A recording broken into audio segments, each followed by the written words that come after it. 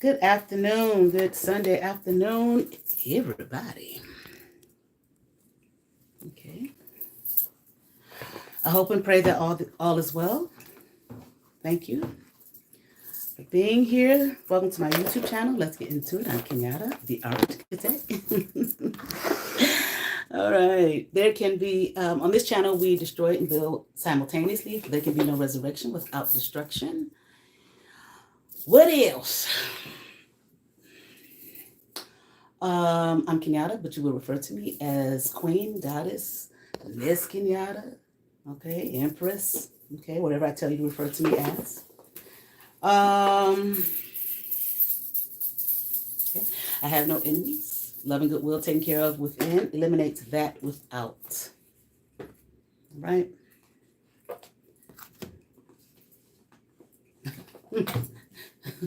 Especially somebody like Mustard Puss over there. What else? Of course, I won't tolerate anyone's disrespect or being common with me or anyone else who supports me genuinely on this platform. Or none of that bully shit. Okay? All right, so it's Sunday.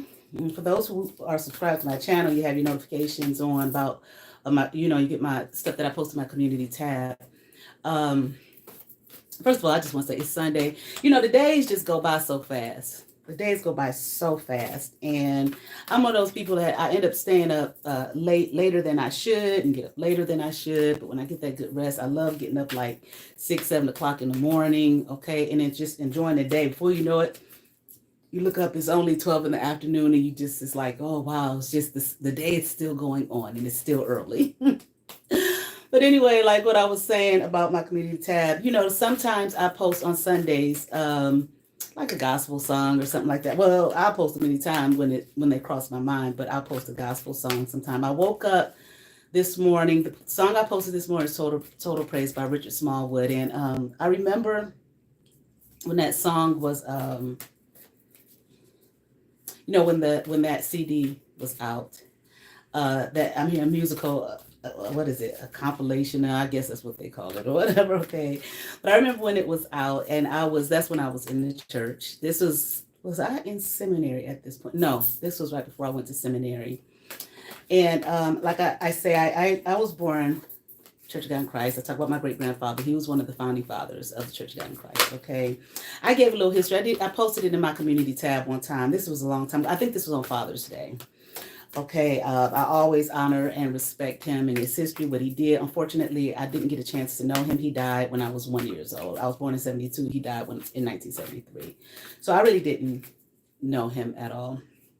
Just the history that was shared with me through I won't say family, but unfortunately not my family in terms of my father's family, because that is my father's grandfather, but the lady who raised me, she shared information with me about him. And then my pastor, of course, and then when I went to seminary, because he, one of the founding fathers, and that's how I learned about who he was. And I didn't really learn about him until I was like 16 years old. Although, like in Church of God in Christ, and I think I've talked about this before, but in Church of God in Christ, now I don't know if they still do it, because I haven't really been around there at all for a long time.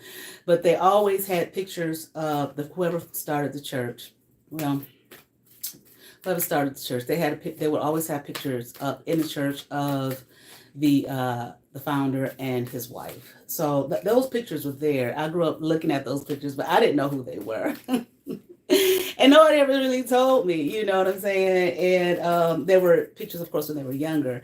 And one day I just happened to ask the lady who raised me about the lady, which was my great grandmother, my big mommy, who that lady was. I said, who's that Hawaiian lady? Because her hair in the picture, I don't know if I have posted their pictures on my social media before, but I don't think I posted her picture at all on this YouTube channel. I might have posted it on my old YouTube channel, but not this one. Okay, I don't think I have.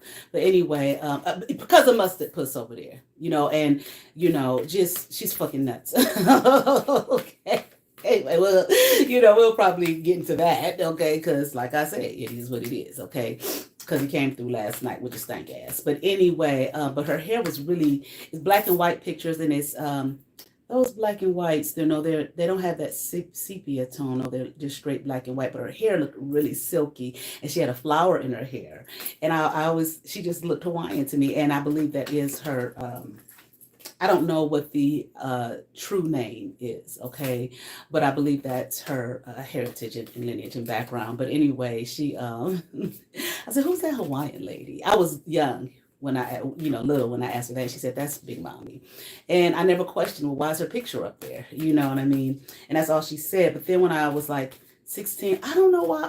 What sparked her to tell me about who he was? I think when I was little, I hated going to church. When I was young, I hated going to church. I hated it. I did not like going. And then but every now and then I would go with my grandmother, who I've talked about on here a little bit. I would go with her because her church, her church was fun.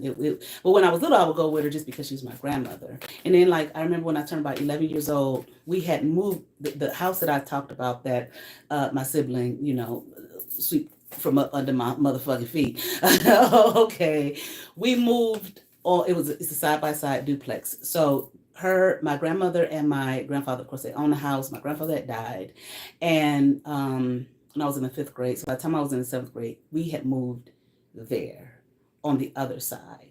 So I just, when I was about 11 years old, so I asked one day, can I go to church with my grandmother? And the lady who raised me, she was like, yeah. So I went with her, and from then on out, I was going with my grandmother, okay? Because my grandmother's church was all the way live. Okay. And so it was fun going. I loved going there, Her church was, it was a big church for that time period. We're talking about the 80s. Okay, early 80s. All right. So it was a big church. And they had most of the Sunday morning service was the choir singing. They had a lot of choirs. Every single one of them sang, every Sunday morning. Even the children's choir, okay, was all that. Okay. And and then of course after the singing and the offering, and eventually the pastor would preach, but he never preached no long sermon. You know what I'm saying? It wasn't long. It wasn't anything convoluted. It wasn't anything that you couldn't understand. You were sitting up there like, what does he mean? That type of thing. It wasn't like that, So, and everybody was there, like, not, I can't say everybody, but people would really be dressed to the nines. But at the same time, I came up in a time when you went to church, you dressed to the nines any motherfucking way. Okay. Even if you didn't have it like that, you still looked nice. People still looked nice when they went to church. Pantyhose, slips, you know what I'm saying? Suits, ties, that type of thing, And so, in her church, the people were very friendly. They were very open, and I loved going with her. And from then on out, I would go with her every Sunday. And I started going even on Sunday nights, because on Sunday nights they didn't preach at all. It was just like Sunday night service at her church was like a concert every Sunday night, because the choirs sang. And actually, one of the main choir that was called the Gospel Pearls, they had traveled overseas. They had made an album or whatever. I only know of one for sure. One of the people in the choir, I didn't know this woman, but she became a gospel, a recording artist. Okay, and the interesting thing about it is the pastor of her church, he had 3 children, 2 boys and a girl. The youngest, who was a boy, he was he the youngest? Maybe he wasn't the youngest. I'm not sure. But anyway, became the assistant pastor. His other son was the minister of music. Okay.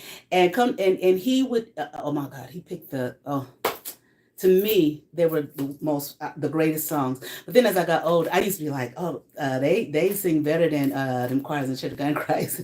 And my mom, the lady who raised me, sometimes I still call her my mom, because that's what I always called her, because I thought that's who she was. But anyway, she laughed one day. She said half them songs came from recording artists who were Kojic, and I come to find out that was true. But anyway, he would sometimes doctor up the song a little bit, do something a little different with the song. But as time went on, come to find out, his story was that he failed in music. But he was, listen, them choirs that he led, please. Oh my God. But you had the drummer up there. Yeah, I mean, you had, I mean, just all the instruments up there. I mean, it was just really good. And I think even one of the musicians, started coming there when I was going there as a member there. I don't know if he was a recording artist, but I believe so, locally. You know, he played one of the jazz bands here. But anyway, so I started going with her. And at that point, because I was going to church with her, I would still go to with the lady who raised me, because she was my pastor's personal secretary. So she did a lot in the church. She did a lot of church work. And she, any banquet, any, you know how back then, I don't think churches are like this now, but back then, I mean, they would have all kinds of stuff, banquets, concerts, a service for this, a service for that. Even though I would go with my grandmother on Sunday morning, I would still go with the lady who raised me to all of the other events that the church was having, even because for those, I'm sure there's some people watching Kojic, you know what I'm talking about. They are broken down into jurisdictions, and like this state, Ohio, back then it was only 3 jurisdictions. I think it's 4 now. The jurisdiction I was in was Ohio Northwest. And my church was in, my great grandfather's church was Ohio Northwest. And so I would go to any jurisdictional stuff they had. I would go to the convocation. I would go to all that stuff. Okay. I was just truly, truly a church kid. Okay. I really was. And because I was getting older, I was going to church with my grandmother, I started to really like church. I liked the community of church. I liked it. And the lady who raised me, she was, when the Ohio Northwest would have their annual convocation here in the state, we had they didn't do it in a hotel. They actually had a center where they would do it. And so she was over stuff, and she would have us, she was over the concession stand. So she would have all the teenagers, work the concession stand. We used to have a ball. But I started to really enjoy it. And so I don't know if I think I had graduated from high school at this point. She got all excited, I think, because she saw that I was excited. And she said, you want to go to back then it was AIM, which was a national, Kojic national meeting. It was like the auxiliaries in ministry. It was all the auxiliaries. Okay. So I got so excited, and I went with her. We went, and I think it was in Philly. And then I loved it. I had a good time. And she said, well, if you like that, you're going to really like, the national convocation, which is in Memphis every year. Do you want to go to that? And I got so pumped. Yeah, I want to go. Actually, I posted a picture of, I think that was the first one I went to. I posted it, I put it in my community tab. I didn't say where I was though, but I was only maybe 17 years old. Okay. And, they would have all, it was so funny because it was in the convocation, whatever that center is in Memphis, Tennessee. Okay. The big center.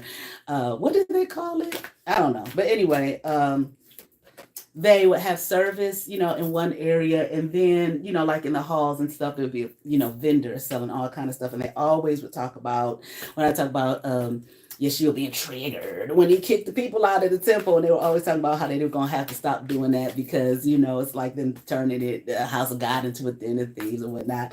But the lady who raised me, she'd be in service, and I'd be walking around checking the vendors out and whatnot. And she didn't mind, because sometimes I think, I wonder why she let me do that, But she didn't mind, and I just had so much fun. I had so much fun. So that is when she started telling me about who my great grandfather was and his history, and I got so excited. I was only like I said, about 16, 17 years old, and I got so excited. I was for real, Otherwise, I wouldn't have known.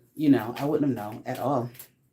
But it's just information that she just didn't, she just didn't tell us, And my dad's side of the family, which is, like I said, he's on my dad's side, I don't think that was of any of interest to them. I mean, hell, that was their grandfather. They lived with him, they knew him well. All the ins and outs, of your family. It's just like, that's just granddaddy. You know what I mean? So what? But nevertheless, so one year, the very first instrument that me and my sibling played was the flute. We wanted to play the piano, but the lady who raised us, she couldn't afford a piano. So we got a flute. She got a flute for us, and we shared that flute. Okay. We cleaned it out. People who know about the flute, we had to make sure it was clean. And there was a lady, her last name was Apple. I can't remember her first name. No, her maiden name was Apple. Her last name was Kester. The school that I went to a little small Protestant Christian school, it was mostly white, and there were a couple. Her husband taught the 5th grade, and she taught kindergarten. Or was it her sister that came in? I think it was her. I can't remember if it was her sister or her, but she would come to our house, okay, in East Cleveland. Okay, and this is when East Cleveland was no longer what it historically was known to be, but okay, it was going downhill. And give us our weekly lesson. And we played that. I don't know how long we played that instrument, but when I got older and was on my own, I wanted to play an instrument. So I went and I was living was I in Memphis? I was either in Memphis. I had lived so many places when I was younger. I think I was in Memphis. Or was I in New York? I can't remember. I think I was in New York. I was in New York. I had found because I had lived in New York when I was like in my 20s. I had found a store because I used to walk, and I remember walking past. I remember seeing it walking because I wasn't walking in Memphis. I had a car by then.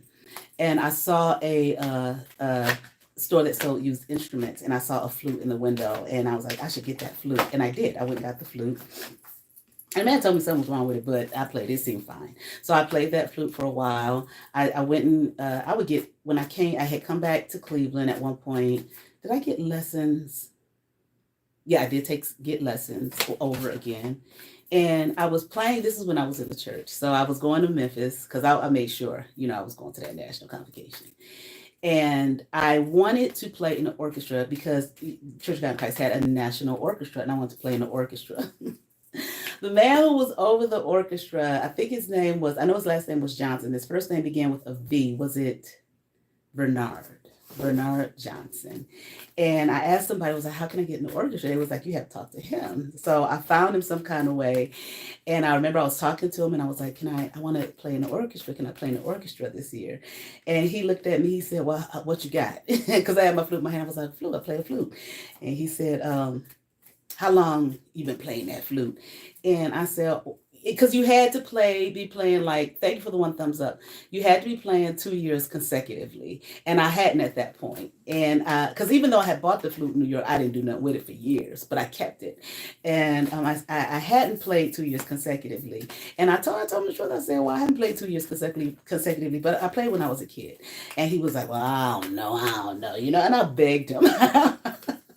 I stood there begging him, please, let me in order to please. And he stood back. He kind of had a cool demeanor. He stood back and he looked at me. He was like, all right, I'll let you. You can play.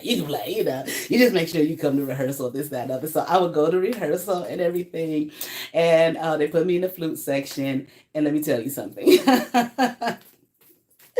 They gave us the sheet music. I didn't know what the hell. Okay, because it wasn't, I was still a beginner, and I was like, oh shit, and the people around me there were so nice. I told them, I was like, I haven't really been playing that long. And they was like, oh girl, don't worry about it. Just pick it up and just start playing. Because, a lot of people play by ear. I could never figure that shit out. Okay, I wasn't one of those people. Like I said before when I was talking about ways in which people to learn, I couldn't figure out. I used to sit there like, how do people play by ear? And I would sit there and they were like, just go ahead and put it up to your mouth and just listen and just start. But I was like, but if I don't know what note is what, how do I know? You know what I mean?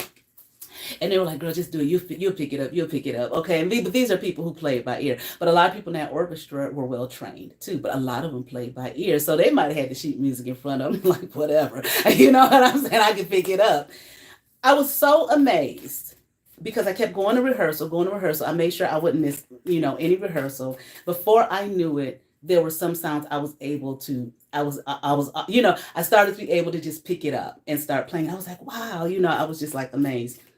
So we're playing each section. I didn't know what song it was, and, during rehearsal, everybody's playing their own section.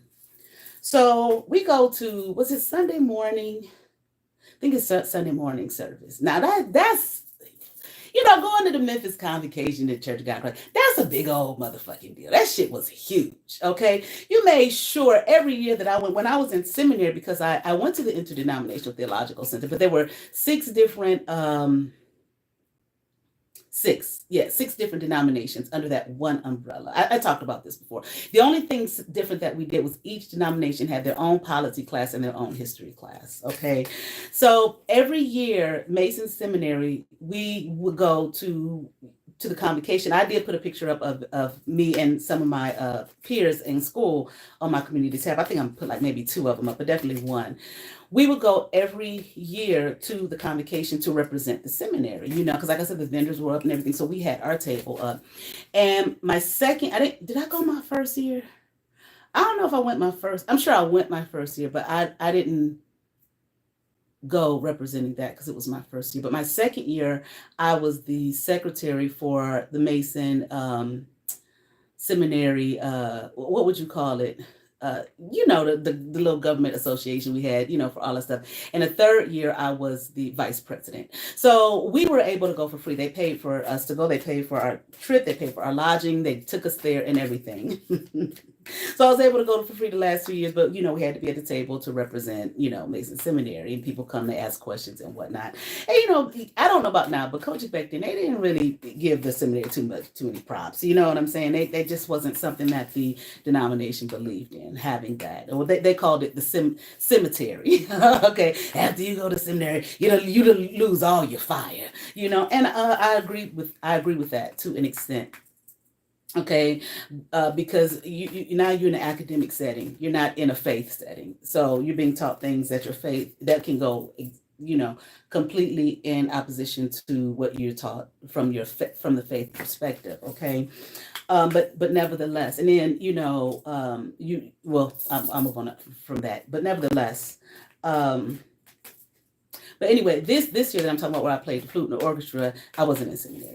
This was before I went to seminary. I'm sorry, this hurts my head. My head is sometimes real sensitive with stuff on it. But anyway, so we're playing our different sections and everything. So, like I said, going to the convocation, is a big deal. Going on Sunday. Oh, that's what I was going to say. So how big of a deal it was, you always made sure you got you some new outfits to go, and some people may look down at that, whatever shit. That to me, that is their time of, sure, their worship and whatnot, but it's an enjoyment. It's social. There's definitely a social aspect to it. Okay, you meet people, and they have all kind of things going on, all kind of classes, all kind of stuff going on during the convocation. So anyway, I didn't know what the song was. Okay, I'm just playing the section. Okay, for all of the songs that we play. I don't remember us doing a lot of songs. Okay. But so we go up, we're up there or whatnot. You had to be up there at a certain time early and seated this was before church started. Okay. So I'm up there, didn't know the song, whatever, but I knew the first song that we were going to play. I didn't know what it was. Why I didn't know what it was, I didn't. I don't think that I made the connection. Or had I heard the song yet? Maybe I hadn't heard the song yet, but I don't remember. But nevertheless, all I remember is church starts. We're about to, play the song. And I see the choir stand, because we were right by the choir. And I'm looking up at the choir thinking to myself, why are they standing? I thought it was just us, the orchestra, that was going to play.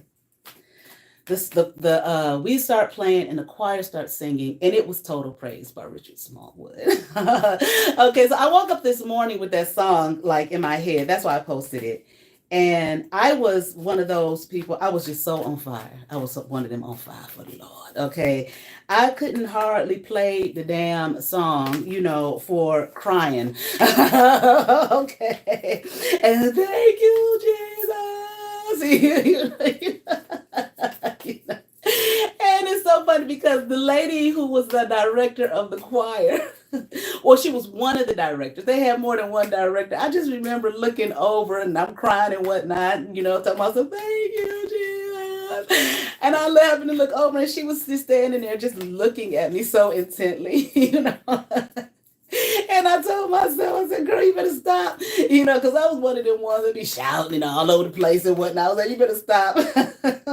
Well, you get up and you end up knocking down all these stands, and I did. I wiped myself together, got myself together, and whatnot. And that's when they used to tell us how, God is not a God of confusion. So people that be shouting and doing all kind of crazy stuff. The church I grew up in, they be like, they go help calm you down or something if it was outrageous and out of control. But now at my grandmother's church, I remember once you didn't see this a lot. You would see people shout. Her church wasn't coaches; it was Church of Our Lord Jesus Christ. But you didn't see a whole lot. You didn't see a lot of that. But they did do it most definitely. There was one lady. Listen, this was no small.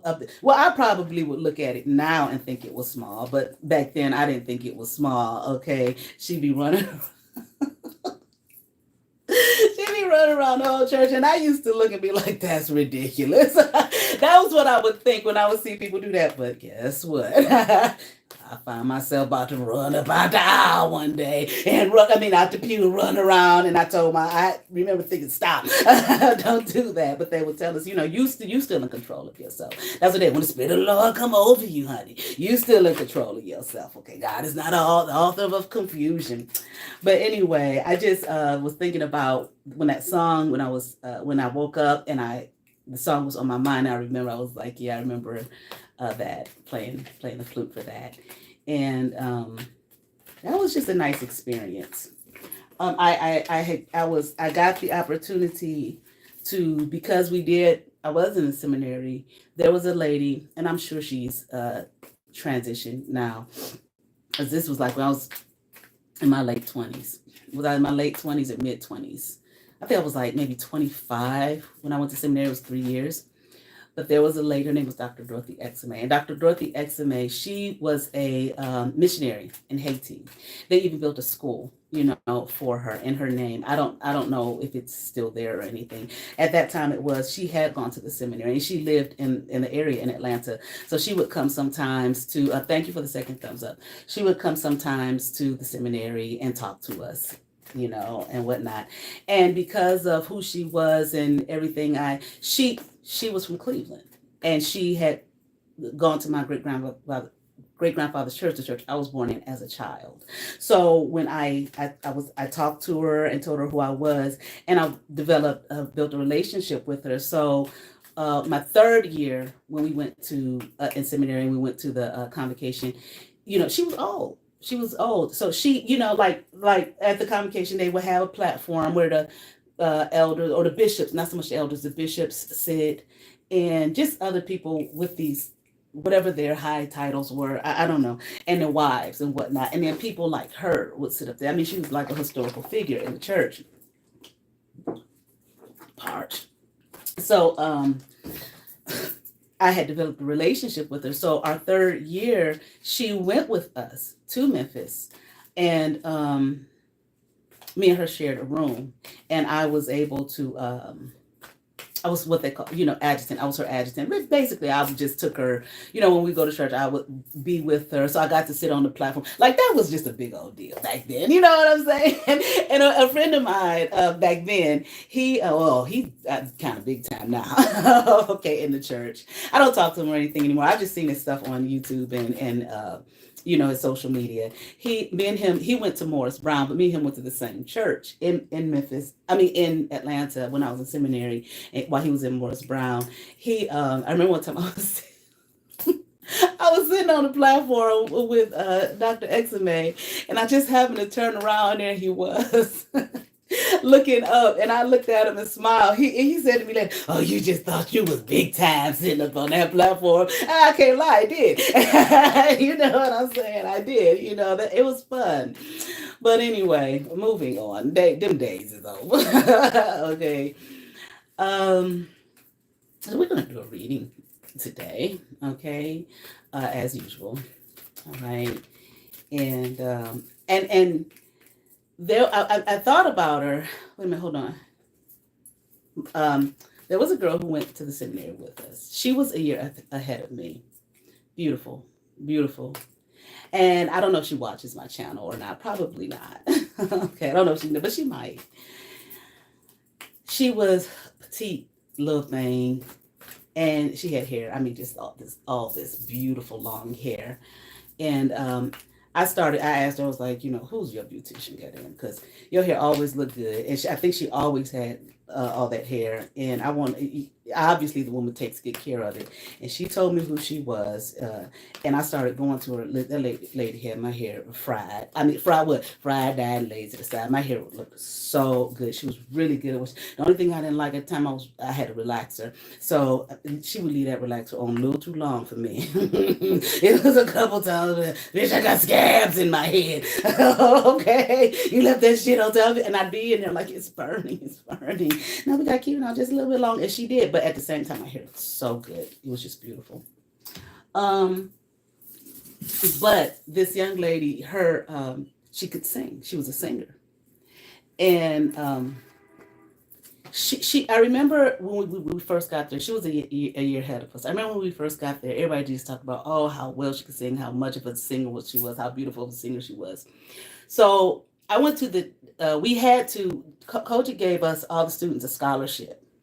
And in order to keep the scholarship, you had to go be a member of a Kojic church. Well, the churches in Atlanta, they were very different than what I was used to here in Ohio, And I really didn't care for them too much. But I started going to my dean's church. So he was the dean of the seminary. And so he was pastor of this church. So a lot of students went there. And he, when the school year would start, we would have a Sunday where the seminary was invited to his church. So we would, everybody would go and whatnot. And she sang. Our first year, she sang. And initially, I remember we talked about, I was like, she didn't sound, same thing, she didn't sound that good. Not so much we didn't talk. Well, we did talk about, but this, let me finish this story. Okay, so I remember us looking around at each other like, we were just expecting, I don't know. But before I knew it, she's in the middle of her song, and it's just like, for those who are in the church, or maybe you're in it now, whatever, you know what I'm talking about. Okay. It's like, what they would say, the Spirit of the Lord or the Holy Spirit, back, in those churches, they would, well, at least the church I grew up in, they would say the Holy Ghost. Okay. But Holy Spirit, it's just like that energy came in the room, and I swear you could feel it. It was so strong. It was so powerful. I mean, folks got to crying. Like folks was just knocked out. You know what I mean? So it was like her gift was that singing, but I don't know, the scriptures they in the New Testament talk about the gifts of the Spirit, and boy, she had it. So we talked about it, like we were like, man, she didn't sound that good at first, but my God, you understand what I'm saying? Folks was just falling out left and right, okay? And such a powerhouse. She was short, she was real tiny, real petite, beautiful, beautiful, beautiful woman, and all of this beautiful hair. And man, listen, she was such a powerhouse. When they put that mic in her hand, shit. Okay. And but over time she sang so much that her voice just became, it was just like so beautiful. I got to the point by the time in my third year, because I think she graduated with me, and I don't know, she was a year ahead of us, so I don't know why she was still there. She might have did one of the programs. It was 4 years. But listen, I used to love to hear her sing. Oh my God. When they said she was about to sing, I couldn't wait. It was just so powerful. It was just so beautiful.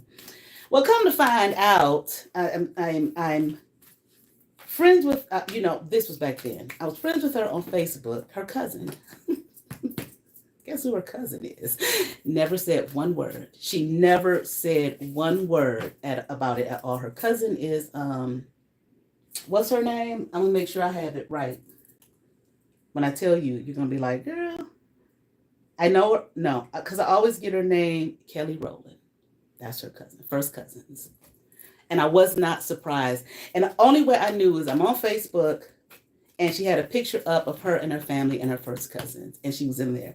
And I didn't know, I was like, she's her cousin. She was like, yeah. She never, and when we were in seminary, I think the group hadn't broken up or anything. It was Destiny Shout. She never said anything. Never said anything. Didn't, my cousin, she didn't never said anything. But actually, I was like, I can see that. I can see them as first cousins, But nevertheless, moving on, I'm going to do a reading today. I think we're going to read Proverbs chapter 4. All right. Just because I had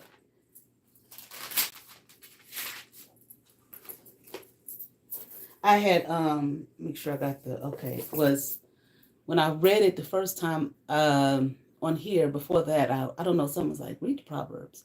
And what it was, I've read it before, but what it was I was working at one of the schools.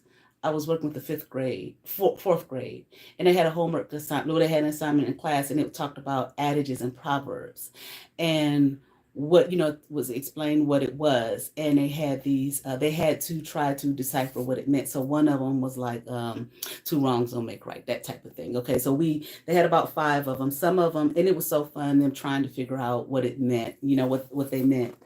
And I thought about it. I said after that, I was like, let me read the Proverbs. Although I had read them, but I like it because it's so rich. And of course, I don't have my glasses right here with me. Well, whatever, I'll just read. So, chapter 4, title. Father says, get wisdom. That, and again, the titles are just whoever the publishing company that published this particular one put these titles here. Hear ye children, the instruction of a father, and attend to no understanding, for I give you good doctrine. Forsake ye not my law. For I was my father's son, tender and only beloved in the sight of my mother. He taught me also and said unto me, let thine heart retain my words, keep my commandments and live. Get wisdom, get understanding, forget it not, neither decline from the words of my mouth. Forsake her not, and she shall preserve thee. Love her, and she shall keep thee. Wisdom is the principal thing. Therefore, get wisdom, and with all thy getting, get an understanding. Wisdom is the principal thing. Okay. Therefore, get wisdom. With all thy getting, get an understanding. Now, let's look up something real quick.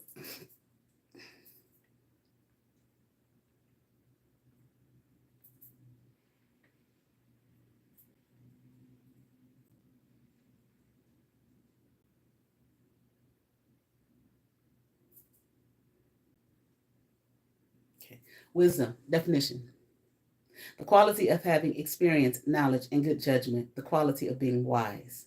The soundness of an action or decision with regard to the application of experience, knowledge, and good judgment. Okay. The body of knowledge and principles that develops within a specified society and period. Okay. Let's see something real quick.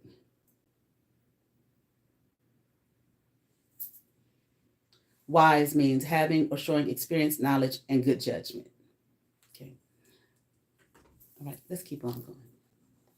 Exalt her, and I'm not sure I stopped, but exalt her, and she shall promote thee. She shall bring thee to honor when thou dost embrace her. She shall give to thine hand an ornament of grace, a crown of glory shall she deliver to thee. Okay, wisdom. Okay, a crown of glory here. Hear, O my son, and receive my sayings, and the years of thy life shall be many. I have taught thee in the way of wisdom. I have led thee in right paths. When thou goest, thy steps shall not be straight. When thou goest, thy steps shall not be straightened. And when thou runnest, thou shalt not tumble. Now that straighten. Here, let's look up. I need my glasses. I can see, but it's just so small. You know what I'm saying? And whatever. Okay, now let's look up the better translation here. Chapter 4, verse 12. Hindered. Okay. Is that right? Okay. When thou goest, thy steps shall not be hindered. Because you may say straighten, like how that doesn't sound like it makes sense. Okay. Sometimes the translation, okay, and I'm reading out the King James Version, okay. It used to be a time where, and people still do it, where they thought, that's only one, that's the right one. But come to find out, and I learned in seminary, the King James Version is not necessarily the best translated, okay. And of course, we understand languages. You cannot translate from one language to another perfectly. It's just impossible to do, okay. But at the same time, I'm not saying that this was done with any nefarious intention, I don't know. Okay. But depending on what this straighten meant, to the those that were translating it, their culture, their paradigm, their worldview, that straightened could have meant hindered. Okay, they might have thought it would have was a better translation. Okay, this I don't think was necessarily translated. Okay, exactly for the way for the world and the way in which we do it today. Thank you for the third thumbs up. Okay, but there are better translations. Okay, let me find my glasses. Hold on, please.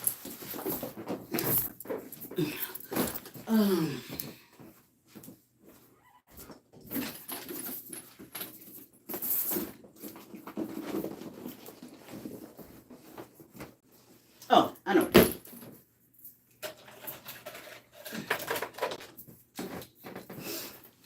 All right, sorry about that. I know what it was. Okay. Okay.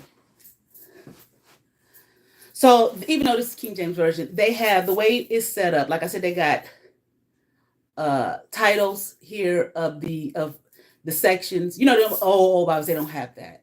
Okay. I can't say every single one. Okay. But so they give titles here, read the work and give titles to the section. This section is about this section is about that. Okay. As well, they have cross references in the middle. Okay. And for some of the words, they have what the better translated word is. All right. So it gives for understanding, because from our perspective to say, when thou goest, we're talking about wisdom here, okay, being wise and get wisdom and live in a wise way, listen to instruction, etc., etc. And then it says, when thou goest, thy steps shall be straight, thy steps shall not be straight. And he's like, huh? It doesn't seem to make sense. It does, So they have here the better translated word here is hindered. Okay, but again, understand, you can't translate from one language to another perfectly. Okay, it's not possible to do. Okay, you have transliteration, which helps the situation. Okay, but not translation. Not translate. What do they say? The only things that are the same throughout all languages are names. So Kenyatta is going to be Kenyatta wherever. Period. Okay, there's not necessarily a translation for Kenyatta for a name. Okay, I don't know that. I remember learning that. I no matter what languages, it will be Kenyatta. I think I remember learning that. Sometimes I wonder how true that is. Okay, because I think I have heard names translated. Okay, but I don't know. Okay, but the name is still going to be what it is. I hope that makes sense. Okay, all right. So shall not be hindered, and when thou runnest, thou shalt not stumble. Okay, take fast hold of instruction. Let her not go. Keep her, for she is thy life.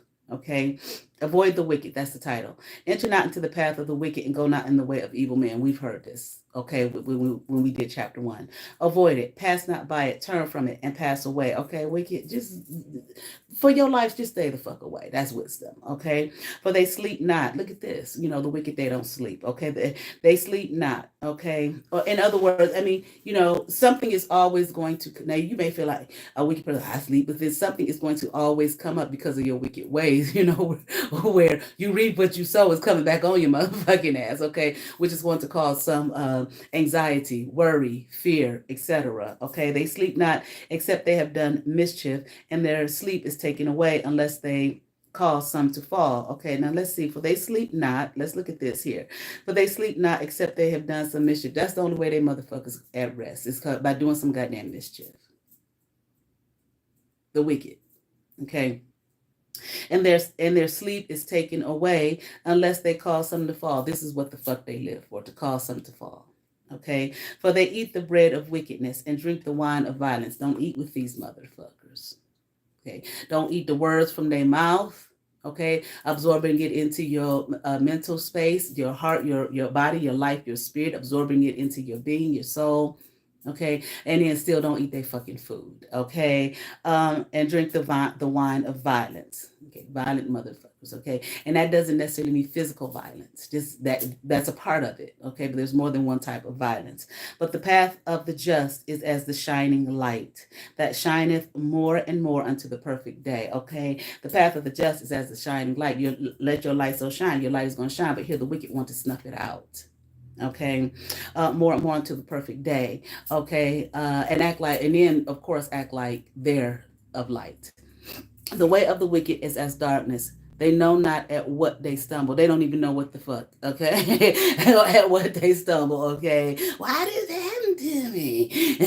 You understand what I'm saying? My son, attend unto my words and incline thy ear unto my sayings. Let them not depart from my eyes. Keep them in the midst of thine heart, for they are life unto those that find them and health to all their flesh, even health to your fucking flesh, okay? You know how you see some people, my God, this person, you know, I want to say in church, but you see the wicked definitely in that motherfucker, okay? But sometimes you see people, you know, that are just and they old as sin, and you just like look at them. Wow, you know, they just shine so bright. They're beautiful, okay? Few health problems, okay, and some don't have any, okay. I remember there was a video of a woman. This woman is in her 90s, and she went out walking. She was fussing. I think I don't know if that was her daughter or granddaughter was fussing at. This is I saw this a long time ago. Was fussing at. I don't need nobody to walk with me, honey. I'm fine, okay. And it was just as vibrant. And they were saying she has never been on any medication, and is still to this day not on any medication. Okay, I'm just using her as an example. I don't know that woman's life, but I'm just using her as an example. Okay, for they are life unto those that find them, and health unto all their flesh. Now I'm not saying people that are just don't end up having some illnesses and sicknesses. Please, I'm not saying that either. Okay, I'm just giving some examples here. uh Title: keep your heart, keep thy heart with all diligence, for out of it are, okay, keep thy heart with all diligence, for out of it are the issues of life. Whatever your fucking issues are, they're going to come out, whether you speak it, okay, or whether you it's going to be embodied in you. It's just like in you some kind of way, like when people say, you know, no matter where you go, there you are. Okay, you're gonna always, you can run, but you know you can't hide. But from what, who, yourself, really, from anybody or anything. That's why people say heal. Do you know? Do the work you need to do to heal. Put away from thee a forward or a perverse mouth and perverse lips. Put far from thee. Let thine eyes look right on, and let thine eyelids look straight before thee. Ponder the path of thy feet, and let all thy ways be established. Turn not the right hand nor to the left. Turn not to the right hand nor to the left. Remove thy foot from evil. Okay, now I know some people may think perverse is the curse words. Now these words are slang. Okay, the only curse word is damned. Okay, and if you when we studied in seminary, you know, Jesus, Yeshua, okay, damn sure cursed. That woe unto you is damn you.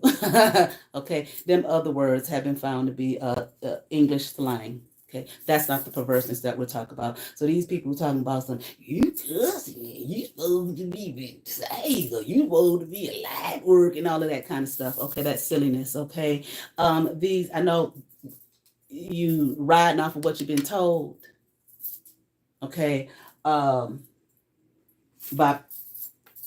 institutions that want to control. Okay. And keep you from yourself, and keep you from expressing yourself, and keep your chakras closed the fuck up. Okay. But anyway, let's move on. Okay. What was I going to say? I wanted to say about church, one thing that I liked growing up in church. Well, when I was a little bit older, in my teenage years, I used to love it because it was like an event. But I didn't really understand that until I got older, and so much had changed, and it just became so fucking boring. Okay, you know, I used to love to watch the choir walk in. You know, they walk in with their robe on. Okay, everybody in uniform. Like at my grandmother's church, everybody, you know, they had their robe. Everybody in uniform. The ushers was. My grandmother's an usher, okay, and they had the usher board number 1 and usher board number 2. Okay, usher board number 1 was hers, the first one. Yeah, that was the older women on that usher board, and the usher board number 2 were the younger women, and they had their uniform. You know, they had white on the first Sunday, then one Sunday they had to wear blue, then one Sunday they had to wear burgundy. And I used to watch my grandma. My grandmother was cold. And like I said, this wasn't no small church. Okay. And my grandmother be up there. Listen, she was cold. Okay, she should have been paid the way she ushered. And I didn't find out until years later. I'm in my 40s. This was after she died. That she had a pinched nerve in her, I think her like her leg or her thigh or something. And I was like, oh my God, how did she do that? But she stood. Okay, she stood. She was the vice president. Her and the president, they didn't get along. They didn't like each other. But she stood, okay, on her square and ushered, okay. All right, I ushered sometime because when I was younger, the lady who raised me started something called the Junior Usher Board. I ain't had no choice, okay? But but anyway, but then when I got a little bit older, I started doing it, okay? Anyway, we're going to get into this reading, okay? You know, I always like to do a little background.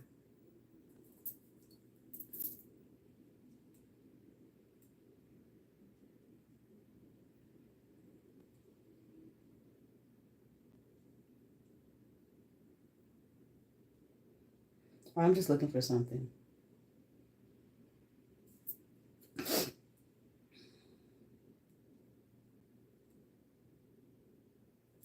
Hold on.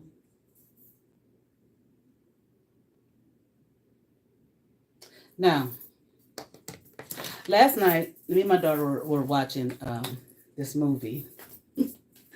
Movie was called Megan. I don't know if anybody saw it. She saw it at the theater, but we watched it last night. Or I don't know, Hulu, Netflix, one of those things. And you know what? I don't know what it was about that movie, but I really, really liked it. Okay, it's so funny the way the lady had programmed her to the doll to be a quote unquote friend and protector and stuff of that girl, her niece. So every time somebody would do something crazy or say something crazy that went against the program, I love the way the robot would turn her head and look at him. I said, she looking at them like, bitch, what? I said, this should be called Megan, hashtag, bitch, what? Okay. I was like, I love this movie right here, okay? I thought it was really good, okay? But while I'm watching the movie, Stankola try to come through. Okay, the bitch you stink. Okay, smelling like and I told my daughter, I said, you smell that? And she sniffed, she said, yeah, I smell a little bit. Mustard puss.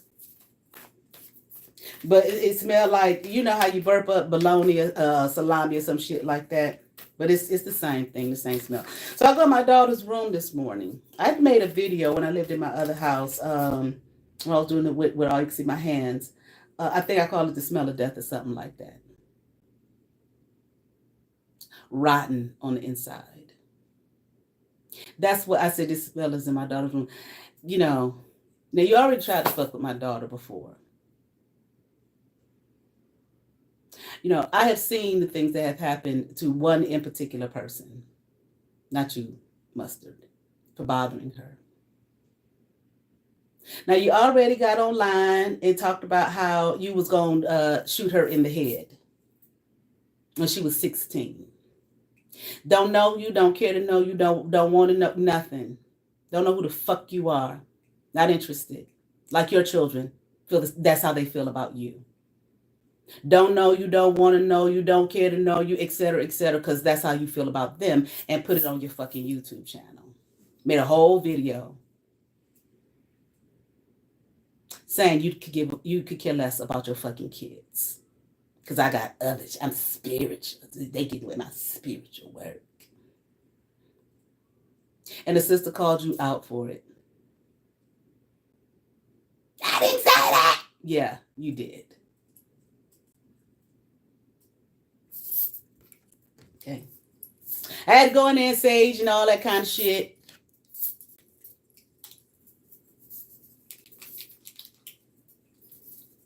But see, you made your videos and put it up that she deserved to get shot in the head. A 16-year-old fucking kid who don't know your motherfucking ass, bitch.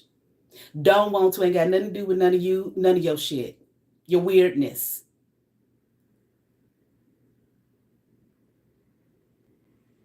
Nothing. Now, you get on there and say all that silly ass shit about me, but why are you threatening children? Because they're loved.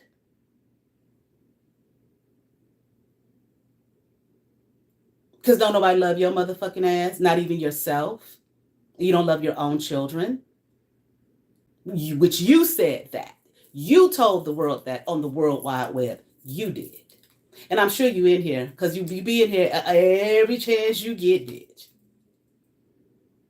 And I said last night, I said, that's mustard puss. And I called out your motherfucking name and I said, bitch, get out. And I said, I'm going to tell YouTube just how you smell. And I saw you going fucking nuts. No. Now, you're not the only quote unquote spiritual person. Oh, that's right. But you are. Nobody else can see. Nobody has any of those gifts. So I guess my 5.0 stars is just what?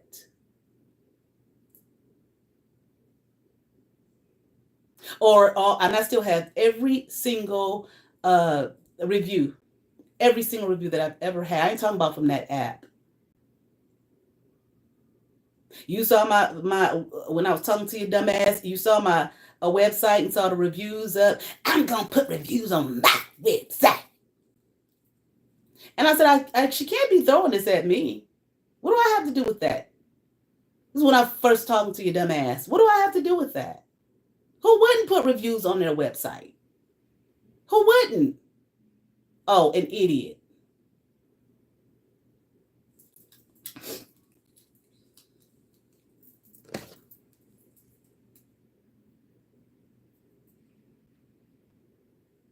Now, I saw the sister today put up a post that I shared to my community tab. And undoubtedly, it's about your dumb ass. Undoubtedly. See, I don't go over there.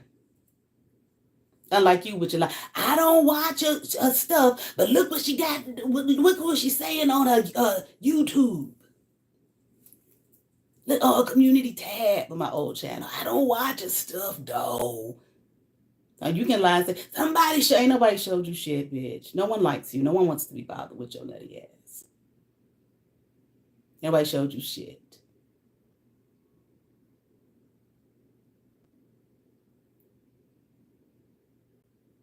But when I say I don't go over there, bitch, I mean what the fuck I say. And the only time I say your silly ass name is when you around bothering me. Like last night, bitch, get out.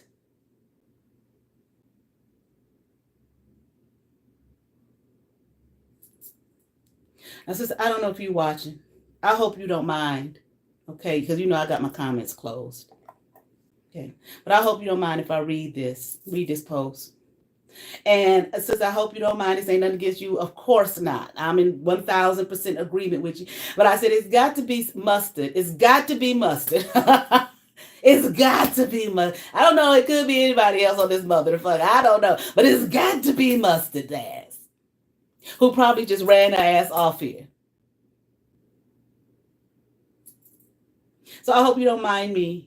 Okay, reading this. I don't be saying people's names and all that kind of stuff. But I got it. I shared it to my post, my community tab. Beware of super performative actresses in the tarot and spiritual community. That's her. Okay, you're looking for something to do with your life. Why don't you get into acting? I already told you, bitch, you be great at IT. You know how to hack into people's shit. You know how to do that shit. Why don't you take the time and do it, legitimately? Okay? Go take some acting classes or two. Bitch, I can help you with that. Okay? Do something legitimate. Make real friends. Real alliances. Instead of everybody that crossed your path, you sit there to try to destroy them and dismantle them. The fuck is wrong with you? Why would you do that to people who haven't done anything to you? Create these weird ass narratives. And the one sister said she probably didn't say it on the channel. Write a fucking book, bitch. You be the next. What's her name? Oh, that wrote Harry Potter. That shit. You be the next that person. But see, like I said, I can't say that for you because you're going to take real people's names and lie about them and slander them. If a person has to constantly post how much of a special snowflake they are, that's a red flag, bitch. That's you. I'm the AKA this, AKA that, AKA this. I'm this. Okay. Now, even if it's not your motherfucking ass, even if she's not talking about you, bitch, this is you any goddamn way. These are in desperate need of admiration and attention. That's you are. You want everybody to bow down and worship you. For what? Something they didn't have as a child and or adolescent. And you done told everybody that, how the woman who raised you hated your motherfucking guts and didn't treat you worth a goddamn and was abusive to you and all of this type of shit, okay? Somehow everyone else has to pay for it, like randos on the internet. If a reader on this platform is constantly campaigning on how benevolent they are whilst doing malevolent things to others secretly with no reason, that's a red flag. And your shit, motherfuckers have already talked about how, the shit you have done to them. And but the thing about it is, you say it out loud verbally. You're gonna put bullets in their children's heads. You're going to skin them alive. Okay. Do all kind of shit to their children. That bitch ain't had that baby. You ain't had that baby. I did that. People end up going for some mental help or whatever. I did that. That was me. I did that. You tell it. Like I said yesterday, you can't keep no secret. Most of the time, they're mimicking people who are truly divine, and they project their true nature on the victims that they target. You do. You copy off people. I already talked about. I grease my scalp too. I got a button down shirt like that too. I listen to gospel too. When I started doing my demonic high priestess character and I had the spooky music in the background, you talked about it on your community post. And next thing I know, I go to listen to part of your video and there you are with the same kind of music. When the girl was bothering, I don't know if the girl was bothering you. See, you could have been lying the whole time, but she damn sure was bothering me. And I saw the other sister come through. And she assisted, and what she did, I don't give a fuck what nobody say. I'm not lying, and I'm not a liar, and I'm not changing my story because there is no story to change. That's what the fuck it was. And I made a nice thumbnail saying thank you. And here you go doing the same thing when you decided you was going to backstab me and try to slander me and take me down. I said, this bitch is nothing but a fucking copycat. And it's weird as fuck to me. She doesn't think people see what I put on my page. No, because that's right. I got 50,000 subscribers. She don't have none.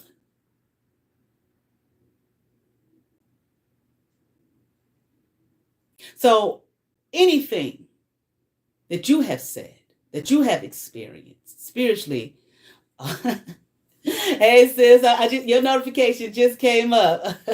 Thank you. Wait a minute, let me see something real quick. I'm coming back, y'all. I want to see what she said. Okay.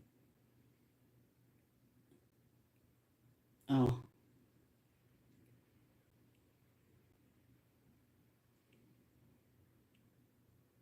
Oh, okay. I think I have to wait. Okay. Anyway. Okay. So anything that you have claimed that you have had as spiritual experiences, I understand now that you stole those things from others.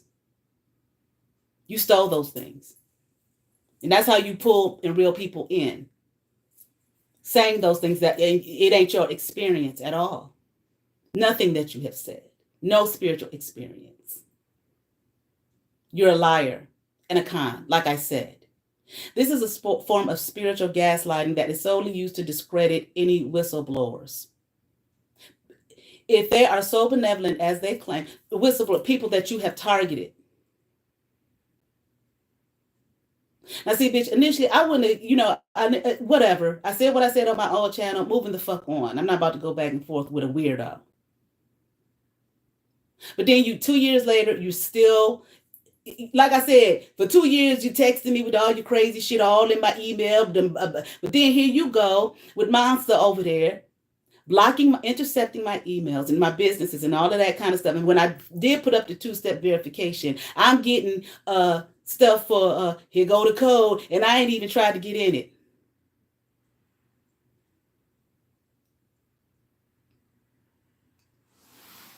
And God knows what else you stole. We sure know, and I'm gonna keep saying it. We sure know you tried to steal that reed for filth, and you thought that you was gonna try and sue somebody. You can't, bitch. And then here I go, receipts. I did that long before I met your fucking ass. Here's a screenshot of the shit on my Facebook.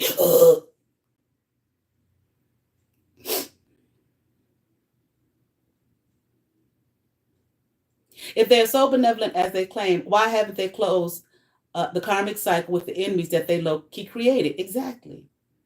The fuck are you still, what? 2 years go by. I didn't say shit. I start a whole new channel trying to do my, and then the sister telling me every time you talk about one of them religions and the ones that you try, here she go making a video. I was no, you weren't. You weren't anything. I talked about how I tried Islam for a second. I was Muslim. I talked about how I was in the Hebrew community. I was Hebrew. No, you weren't. And then when I talk about Taoism, here you want to try to talk about. You don't know what the fuck you're talking about. Misleading and misguiding people. Lying. Because the only thing that matters in this world is you.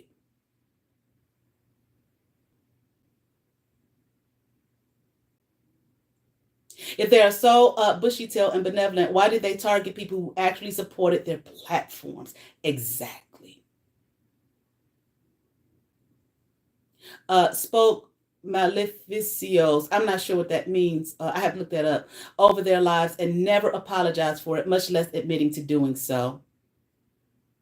But you, all them other people, when you decided, oh, I'm about to target this bitch, or when you were doing it in the first fucking place, and your fake community posts, hear ye, I accept such and such apology. And I know that one sister ain't apologized to your motherfucking ass. She had no reason to apologize to your ass. For what? No, you just was trying to do exactly what I said when I did that demonic high priestess video. Join me. Let's get up off YouTube. Join me. You're so dumb. I said you was going to do it right there, and you did it. That's exactly what you did. But she fooled your fucking ass, didn't she? Nope, I won't be doing that. Because I saw her post. Nope.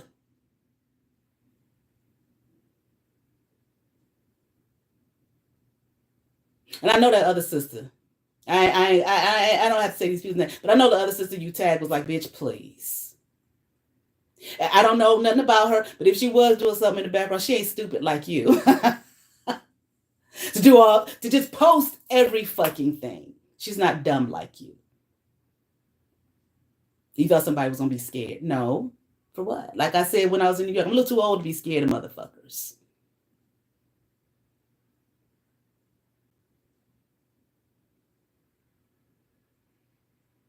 You need a gang. And you went so hard because you thought you had a gang. Besides them motherfuckers here that you don't know anything about. You don't know them. You don't know anything about them. Nothing. And you actually thought that they were going to have some kind of allegiance to you. You don't know these people, and you still don't know them. I don't give a fuck what conversations you may have had with them. And they probably have gone on about their business, and knowing some of them, they probably was playing with your dumb ass. The wise. Of course you call it a wise after you make videos about it. Now I did one on my Facebook. I sure the fuck did. And one on my old YouTube channel. But I had a relationship with her. Bitch, why are you bothering me? What the fuck is this shit all about? And you didn't know her from Adam. She brought a lot of hair over there. No, bitch. Nobody told you to make videos about them. I'm talking to you one-on-one, telling you this person is doing this, and I'm experiencing this, thinking I'm talking to somebody with some goddamn sense, okay, who claim they're going through the same motherfucking thing.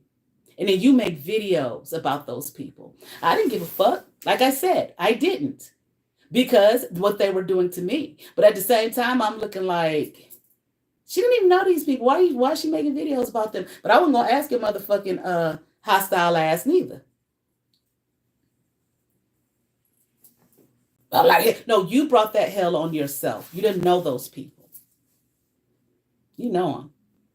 And now one person that you claim was doing anything to you, I never made a video about them. I don't know those people. I don't know them. This is just supposed to be conversation between two people. I'm experiencing this black magic witchcraft and these folks. You claim you are too. Oh, I see. You just was a fucking liar though. You're doing the black magic witchcraft on everybody with evil intent. You didn't know those people from fucking Adam. You brought that on yourself and was scared as fuck. You brought that shit on yourself. And you fucking deserve it for doing that. You thought that they weren't going to say anything, and they probably didn't say anything, but they damn sure did some shit. And then you think the one we talked about is so fucking bad. You thought that bitch wasn't gonna fucking clown your ass, and she probably still is, because that bitch don't quit. She don't fucking stop. Like you. So you got what you gave. And that bitch can be fucking treacherous.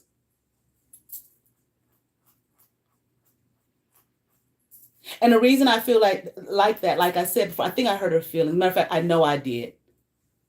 And wherever you at, if you watching, I apologize to you, because I was wrong. I was wrong. I was silly and I was immature and I was wrong. You asked me to be your fucking friend. I made a friendship with your ass, and I sat up there and listened to them BDBs. Okay, who I thought was family, and I shouldn't have done that to you. I apologize to you for that. If you are listening, I don't know where you're at, okay, but I do think that you listen and watch. So my apologies to you, okay. But at the so you didn't know her, but bitch, I did. And I know what the power she got and the abilities that she has. And you were scared of something. You think she's still in my attic?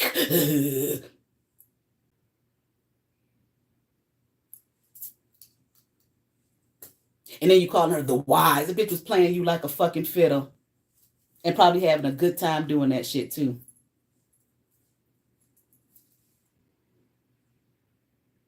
You're dumb. I didn't tell you to make no video about that girl, and I'm going to keep on saying it. I did not tell you to do that. You did that on your fucking own, thinking I'm cute, thinking you're so fucking cute, and you can do whatever fuck you want to whoever you want to do it to. You don't know her. You know any of them. Okay. And that shit, them other two was shelling at my ass. Okay. I don't know. They still maybe bother you, motherfucking. They can't even turn on my devices. Screaming and hollering. Yeah, they did. Anybody tell you to make no videos about them too? They did that to me. Video turned off, turn the motherfucker back on. And you yelling and screaming. Scared. You did that. So you can sit up there. She brought a lot of hell with no bitch. You brought hell on yourself.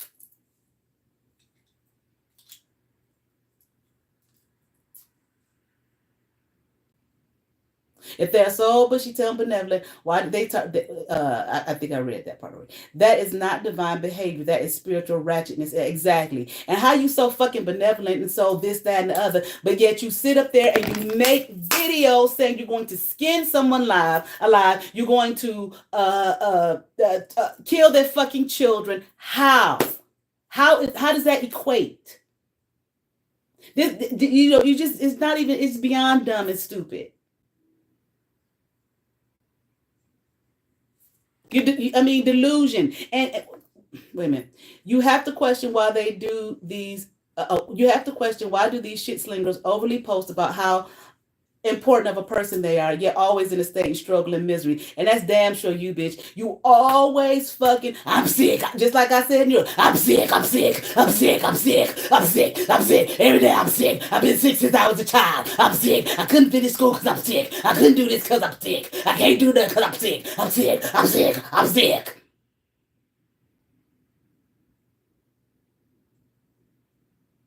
You're so fucking sick all the fucking time. We just read wisdom. Health to the bones, goddamn. But you're sick, I'm sick. Made a video about me when I had my, could have been, I don't know if I would call it a NDE, when I got dragged out the fucking car. That's funny, huh? A fucking like what, 6, 7 year old kid. That's funny. Bitch, y'all motherfucking ass wasn't even a thought when that happened to me. But I know you done made some like, she's been after me on the astral. She had to clean up a karma. Well, how you cleaning up yours after all the evil ass shit that you have said publicly on the World Wide Web? How? You're the only motherfucker on here doing any kind of illegal shit all on the World Wide Web. I'll kill them. I'll skin them alive, threatening people's lives, doxing them, saying their names and all of that type of shit, giving out motherfuckers' addresses and all of that type of shit. You're the only one doing that shit.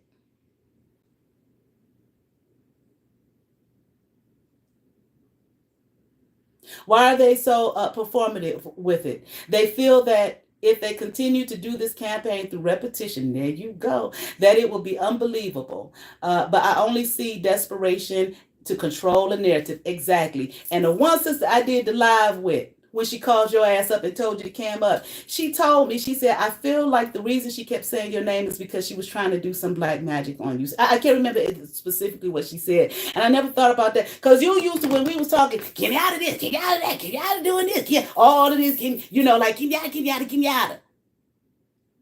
I didn't ask you to say nothing about me. Never did. I don't need you to, bitch. I didn't need you to then. But I was stupid because I should have told your motherfucking ass, bitch, quit saying my fucking name. What the fuck you keep saying my goddamn name for? I'm talking before the whole slander campaign. And then after that, then you want to say my, bitch, I didn't say my good government name. What the fuck are you saying my good government name for? What the fuck is what is you doing, bitch? And still saying it. Jacking off. Masturbating to my fucking name. Maybe I get an energy if I do this. They say her name all the time.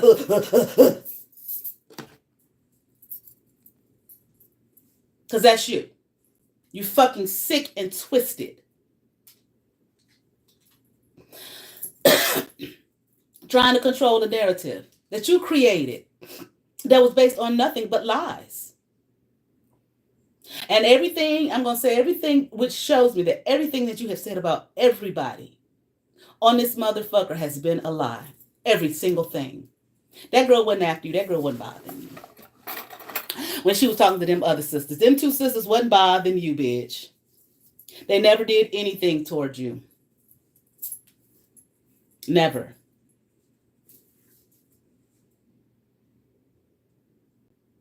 The other sister, everybody talking about, she didn't do anything to you either. You just want to be seen and want to be known, so you just insert yourself in places that you have no business and claim that these people have done things to you. They haven't. Not one single one of them. Now, I don't know about nobody else or nothing like that. Okay, what other people claim? I don't know. I'm not talking about none of y'all. I ain't got no issue. I'm not talking about nutball over there. Pussy, stank puss over there. Okay? I mean all kind of shit for your motherfucking ass. You picking fights. I'm gonna be a bully on the playground by your fucking self. Seeing people playing, mind their own business, playing with each other and going over there pushing them and all type of, he pushed me. No, bitch, you came over here and went over there and pushed that person. And think nobody sees you. That's how dumb and nutty you are. The truth will always haunt people like this. It doesn't matter how much do-gooder campaigns they go on. So true. That's why you keep running your fucking mouth, saying nothing. I am living proof that they are not what they say they are. This is what the sister who made post. You look at my community tab says. And she's right. You talk about the bitch, how the bitch infiltrated her in her dreams. Bitch, why are you going in people's dreams you don't even fucking know, bothering them? And she supported you just like I supported your monkey ass. And even shared a couple of your videos. But I realize now those words weren't from you. You sat and copied people's shit.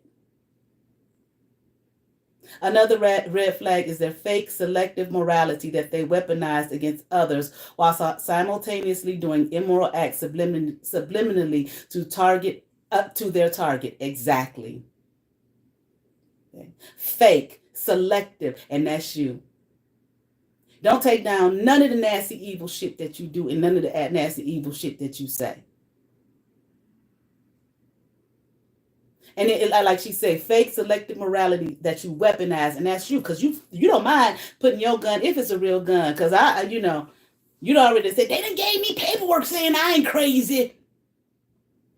So they allowed you to have a real gun? I doubt it. I doubt it. Unless you bought it off the street, and that's what you do. Like I said, that night you and that bitch, I don't know who she fucking was. She ain't no YouTube person. Look like y'all was in a fucking alley, one of your druggy buddies. Yeah, I can do it. I heard the shit and I saw the bitch.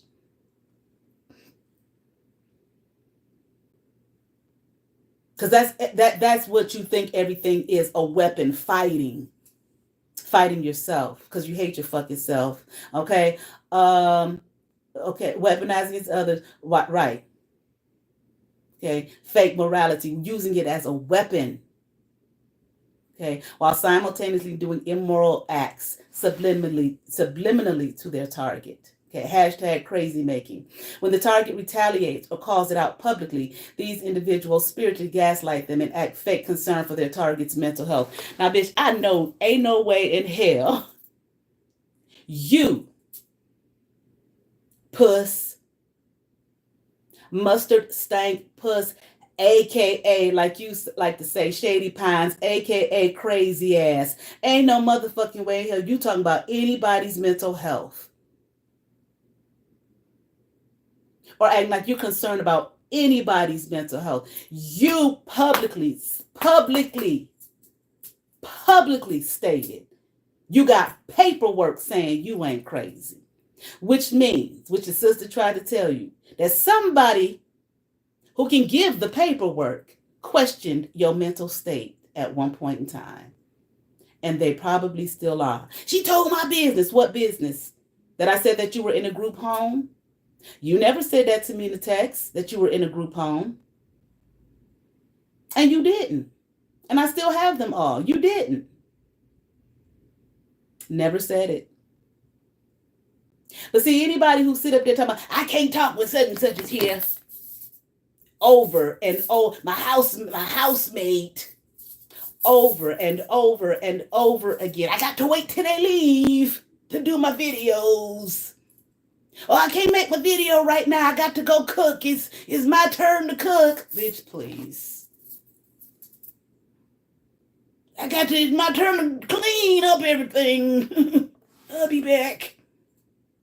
I can only make my video at 2 o'clock when the bitch ain't here.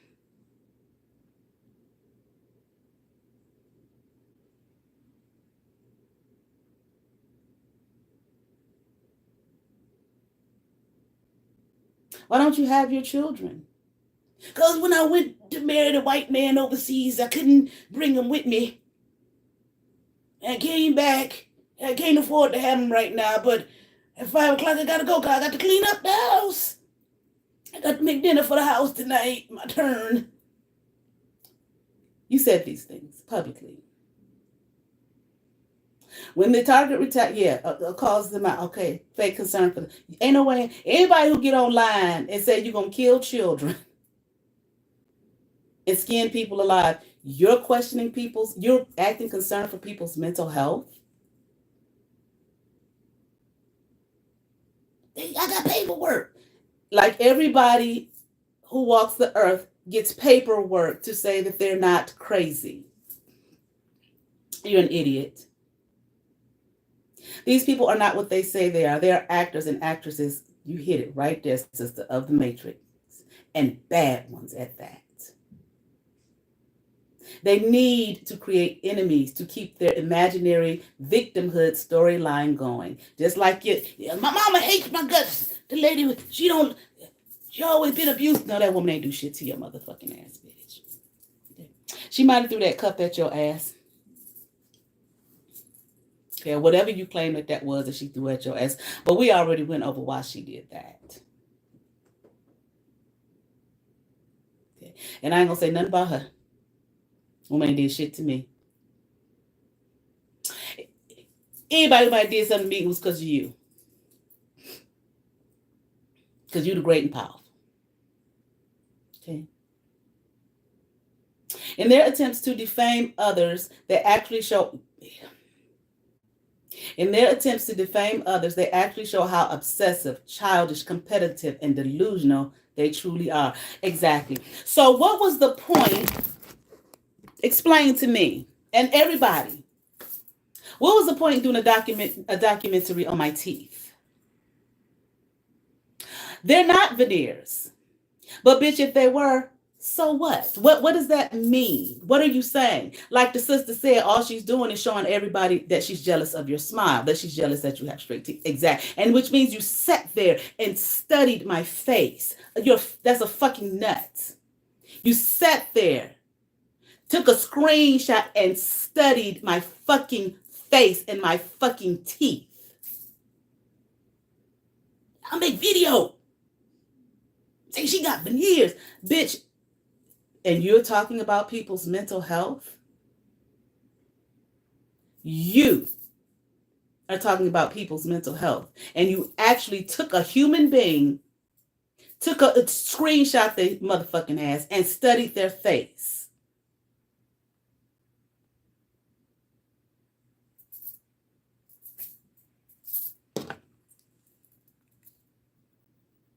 What was that supposed to do? And your fucking twisted ass fucking mind. What was that supposed to do? Go figure it out and write the shit out for your next line ass post. What was that supposed to do? What the purpose of it was what? See how her teeth do this and that. You're fucking nuts. Who does that? Obsessive, childish, competitive. That's all you do. You think everything is a competition. Nobody's competing with your dumb ass. And delusional. Well, I'm this, I'm that. Y'all say everybody can't be all these deities, but I'm going to show you how you can't. I'm all these deities because in different timelines. Different timelines. I'm this, I was this, I'm that. I'm all the great deities. Delusional. That's why you got paperwork. You probably ain't even supposed to be making no posts. You probably was told to stay away from it.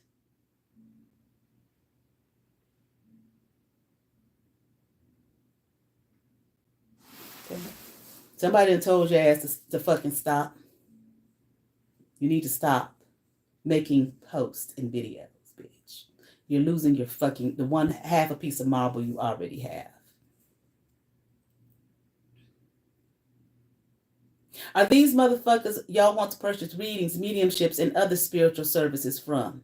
Somebody who do a reading for somebody. A reading is supposed to be confidential unless the person tells you that you can go ahead and read me publicly. Like the one sister, but I never said who she was, but she said I could do her reading. I think I did it last week. Said that I could do the reading publicly, but still not to say who she is. Some people, the person, they'll do the reading online publicly with the person sitting there. The person has given them permission to do that. I didn't give you permission to share my that video, that reading you gave me with anyone. No, you never fucking asked. You just did it because you thought you were cute. I'm cute. I'm going to show the world how cute I am and how smart and sexy I am. And post her private reading, make her look bad. Nothing in the video you said, nothing in the reading you said was bad. But the motherfucker was wrong.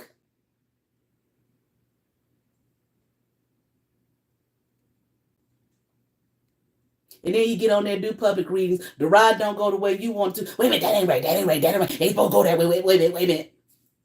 I looked at that. I said, how does the bitch, what you gonna make the ride do what you want it to do? If the answer is not what you want it to be, it's simply not what you want it to be. And it wasn't alive. So it wasn't like you was caught off guard. I mean, I was like, why she just didn't erase the video and just start it all over again? She's showing the world that you dumb. I mean, if you're going to, like I said, I don't know how a person like you would want, why you, period, not a person like you, why you would want to be involved in the life of crime. I mean, I don't, you just put all your shit out there for everybody to see. You don't know how to cover up shit. And I don't live no life of crime, but I ain't dumb. Like I said, don't they have a TV show called Dumb Criminals or some shit like that?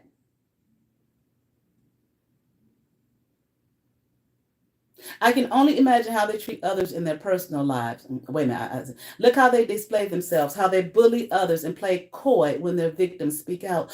Oh, look at what they're doing to me. I'm so sweet and innocent. But I skin you alive, bitch. I'm so sweet and innocent. I'm gonna kill your child, bitch. I'm so sweet and innocent. Oh. I can only imagine how they treat others in their personal lives when they come to them saying they've been victimized. You really want to enmesh your energy by being their clients seriously. So, because if she's looking for clients, it's only so she can try to throw her karma on you. Yikes. Do not get readings by these dum-dums. Look at the character first, then their track record for mayhem and irresponsible behavior. Like, use your fucking brain. Watch them like a science project gone wrong. That's what I do. The Lulus of grandeur and altruistic narcissism. Next on Sick and Sad World. Exactly. Okay. You're just a fucking idiot. Wait a minute. Let me see something real quick.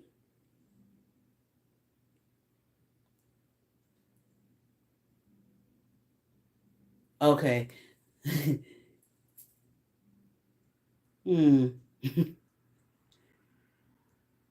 But she said, I'm looking at her post. She said, I don't mind, sis. That was a general PSA. And to this one dum-dum I call Chihuahua, I don't know who that is, who has been bullying a young lady I'm cool with. And she was also affiliated with Shady Pines, who you call Mustard. So, bitch, I'm that general PSA for your dumb ass. Mustard.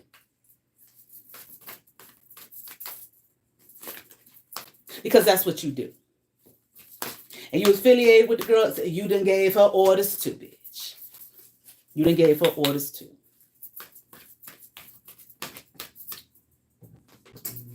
Okay. So whether it was a general PSA, but from here, it's for your motherfucking ass, bitch. Okay. Keep your stank, rot, gut ass from trying to even come over here, and damn sure keep still. I'm going to tell you, I have seen firsthand for years one in particular person who wanted to try to get at me through my child, and every single time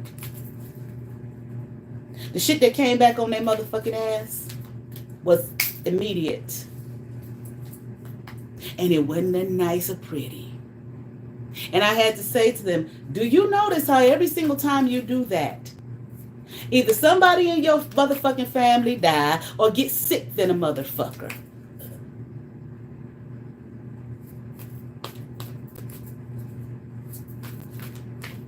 Bitch, it's not me, motherfucker. It's not me, it's her. Leave her the fuck alone. Now, bitch, you was fucking with her before when you first started your fucking campaign, and my daughter, somebody in this motherfucker in here. I said, that's that bitch. It's your dumb ass. See, you an equal opportunity. You don't give a fuck. You don't like your own fucking children, so it don't make you no motherfucker. Allegedly. And why should I say allegedly when you done made a video telling the world, fuck my goddamn kids. I'm going overseas to marry this white man. Okay. And think I'm going to get some money up off of this motherfucker. Okay? And do him in, con his motherfucking ass, steal from his motherfucking ass. Okay? Fuck these goddamn kids. I don't give a fuck. And then when you saw you wasn't gonna be able to do that with his motherfucking, he stalks me all over the internet. That's why I got my comments closed. No. Okay. Like I said, that motherfucker came to me for a reading, bitch. You told me enough about his ass to realize, oh, this is the man. That shit was fucking, I guess you married. Who knows what the fuck you did? Okay, you claim that you married overseas. You owe, like I said before when I did my blackout, you owe that motherfucker. He gonna keep on doing you in till you pay him what the fuck you owe his ass.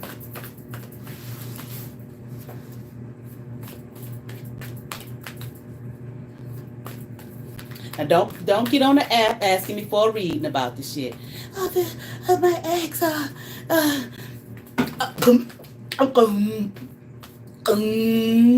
is he gonna stop harassing me? I paid him. My name is Johnny May, birthday.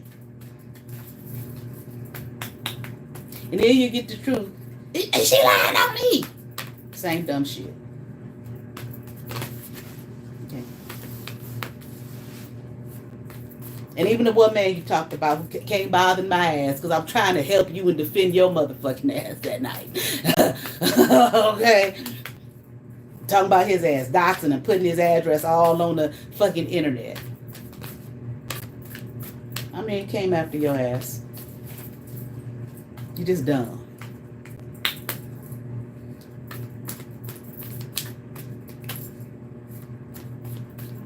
We don't do reading. I ain't saying it's about you, bitch. Well, why waste my cards? But it could be. Since you like to stay over here. Okay. Every time they bother her, she's a child.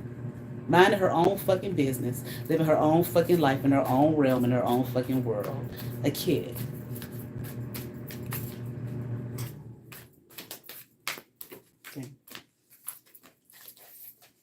Motherfucker did try to get at me again. Whole ceiling fucking fell in. From the people doing work on the motherfuckers where they lived. The machinery fell in to the person's living space. Leave her the fuck alone. Whatever energy you think you're going to attach to her, bitch, please. Your energy of depression and sadness and misery. And think you're going to siphon off her youthful, beautiful ass. Please, bitch.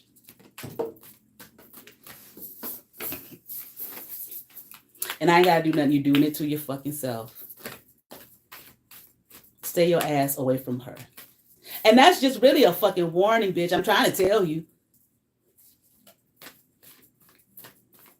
I mean, what you putting out there is going to come back on your motherfucking ass. Okay? I ain't going to do nothing to you. I don't have to. You're doing it to yourself. Leave her alone. Step out of her room. Or whatever energy and nastiness you're trying to throw in there. I don't care who you fucking partner with, who get an attitude, because I defend myself against their silliness. You and whoever the fuck else. Let's go burn the cabin together. Let's go forget. I know a good practitioner for her ass. All right, bitch. You do that part. I see if it hit again. Let me go fuck with a daughter. That'll mess her up. It would. Because, see, I'm a parent. Anything that happened to your children, you wouldn't give a fuck. Well, like I said, the children are getting in the way of your spiritual work. But I'm having thousands of babies on the astral that you're going to throw into the spiritual foster care system. All right. Let's get this. Papa Staff, dormant. Okay. Ten of Staffs, dormant. Ace of Swords, dormant. Four of Coins, awakened. Mama Staff, dormant. Okay. Lying and bothering people.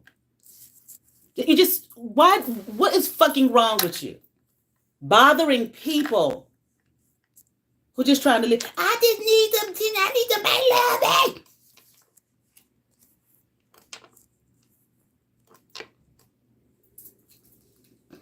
Okay. The first thing I'm hearing, okay, now this could, let this resonate for you, okay? This might be mustard ass or somebody you fucking dealing with, goddamn, okay? Because see, my readings ain't catered to her. Okay. But how, it might be her, okay, since she can't just leave, she can't stay away, okay? And I said it in New York, you keep bothering me, bitch. You came through here last night with your stank ass. Okay, I don't know, maybe you and your buddy, your partner, or whatever, somebody mad. I don't give a fuck. You can be mad. Why the fuck how do you sit up there and attack somebody and bother somebody, and then when they speak out, you're mad, and then try to attack them again? Oh, you're mad because nobody gives a fuck that you want to be a goddamn bully, and they're gonna speak out against you bullying them or trying to bully them. So you're mad. They just supposed to sit somewhere, let you bully them, and just, woe is me. A fucking adult. What are you talking about? Lying on them and all type of shit. They're just supposed to sit there and go in a corner and cry. Stop doing their work. Get off YouTube or whatever other work that they have going on. That's what they're supposed to do, right? And make you happy, make you feel yourself. In the nighttime hours.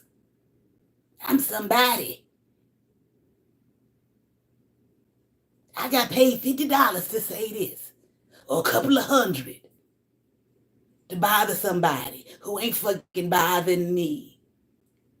I bought some shoes. Pay my light bill.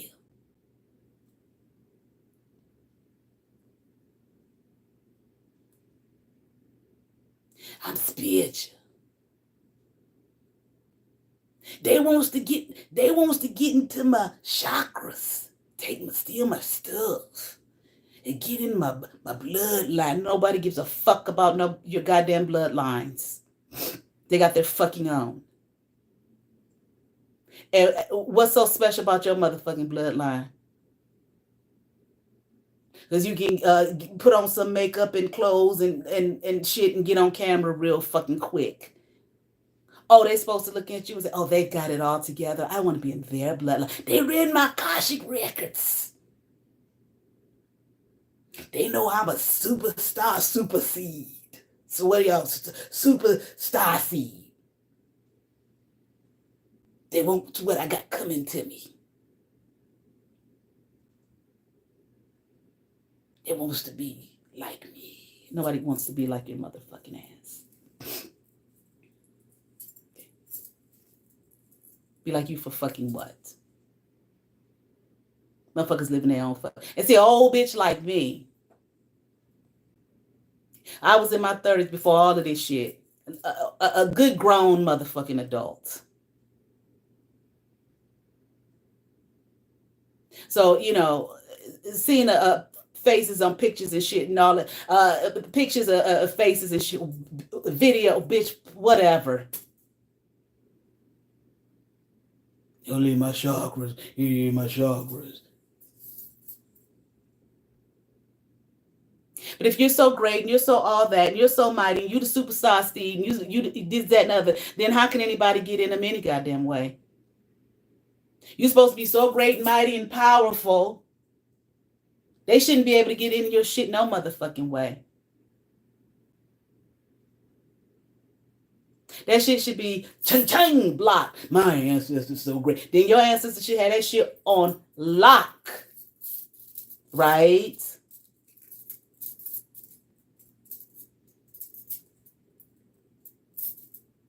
Because why else would anybody want to get in your shit? In your chakras and still your supposedly great this, that, and the other. Why? For what?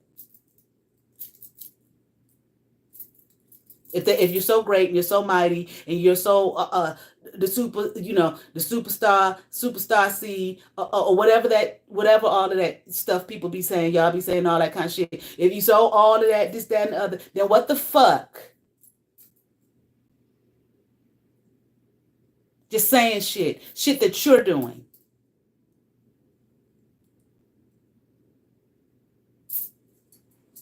To bother folk. For whatever reason, harass them. Because you're easily fucking bought and sold. Easily bought and sold. Easily. Just offer the bitch $1,000. She'll do it. Yeah, I take it. I do it. Sold.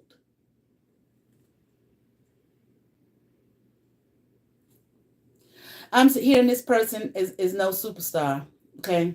They don't have shit going on. Couldn't carry a stick as Papa Staff in reverse. Okay. Couldn't carry a stick upright if they wanted to, if they tried.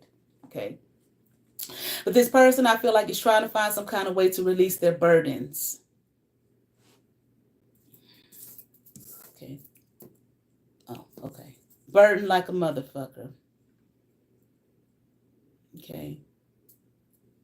And part of the issue is right here, no self-love. Don't love themselves. Don't want to love themselves. Don't want to know themselves. Want to hang on tight to you. Okay. I'm here, even your burdens, your problems. Just you, period. I be like you, won't be like just you. Studying you, studying your face and your teeth and all of that kind of crazy shit.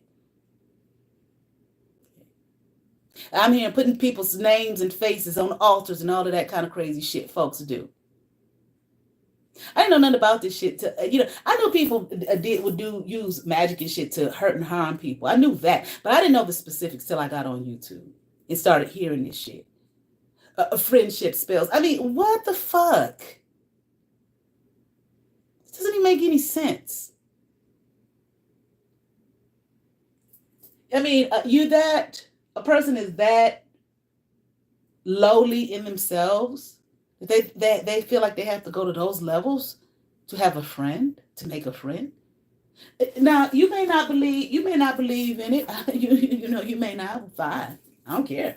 It is some wisdom in the book. It say if a person wants friends, they must show themselves friendly. But not to con people. Mustard puss. Because you ain't going to get no friendship out of that. I do a spell.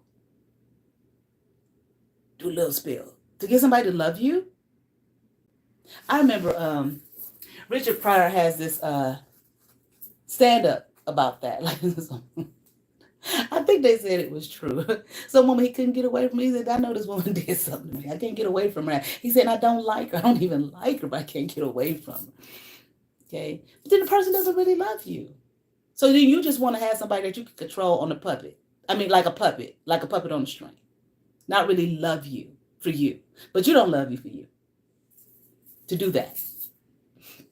I mean, people go through these things and these issues of life, not liking themselves, not loving themselves, and blah, blah, blah, all of this type of stuff, especially living in this motherfucking matrix we live in. But then you work to heal yourself. Not go do a spell on somebody to try to control their will. Okay. And this, I'm back to read. This shit right here is making this person bitter. Okay. Angry. Upset. Okay. They're living an embittered life, embittered lifestyle, and they're always going to be. Okay. And I'm here and they're going to catch it. Okay. Left and right, up, down, front and center. Okay. Keep catching it. Keep catching the karma. Okay. Of trying to hold on to you. Release their burdens onto you. They want to release their burdens onto you and their problems and their issues. And they don't want you to love yourself because this is the energy that they're in. They don't want you to love yourself. Okay. Why does a person feel like they have control over that, over another person like that? I can make you hate yourself. Bitch, you can make videos about me, call me old boy and all that, or whatever the fuck else you said nasty and negative about me till the fucking cows come home. So the fuck what, bitch? That has nothing to do with me. Am I chunky? Mm-hmm. Been a chunky bitch all my life until that one time I lost too much goddamn weight, probably fucked up my hormones and could have been out of here had I kept following what the woman had told me to do. Till she even got to the point that stop. I'm just doing what the fuck you told me to do, bitch. Okay. I don't need to be that fucking small. Like I said, the sister said, the wise. Her ancestors told her, this work is for the strong. That's what she said her ancestors told her. This work is for the strong. Stop. Trying to live up to some damn matrix narrative about how you got to look to be an attractive person, an attractive woman. Now, ain't nobody say do anything to hurt and harm yourself and your physical self. Absolutely not. But see, that ain't got nothing to do with just fat. That shit goes both fucking ways. You know, they got diabetes. It's thin people with diabetes. The fuck are people talking about? It's not, they get fat, they gonna get that. It's thin people with diabetes. It's thin people that had the same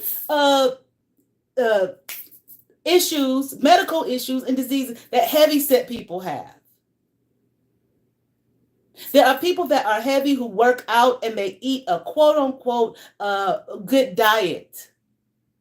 And there are thin people who when I used to go to that gym that I talked about, I would see people in there who were heavy. They come all the time.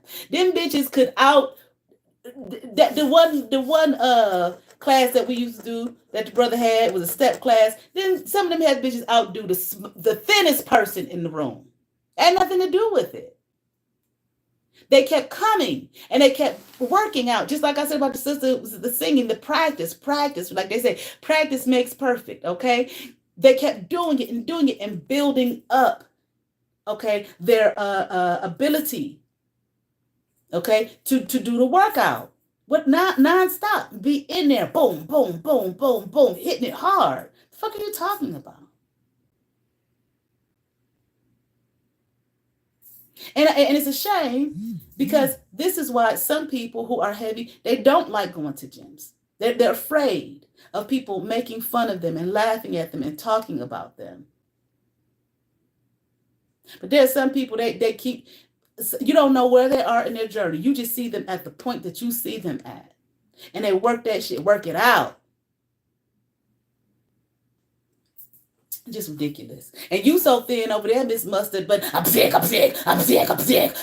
got the nerve to talk about people. Old boy, bitch, whatever, bitch. I always been thick, so.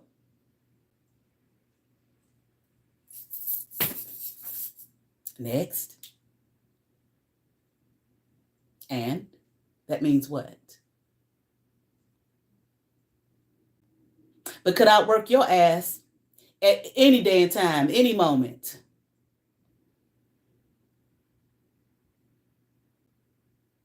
And bitch, even if I couldn't, so the fuck what? What that got to do with your motherfucking ass? I'm going to talk about her. This is what children do. That's the mind of a child. When when I work in the middle school, that's what the middle schoolers do. Because they're middle schoolers. The tower, awakened. The rider, awakened. Ten of Gourds, dormant. Okay.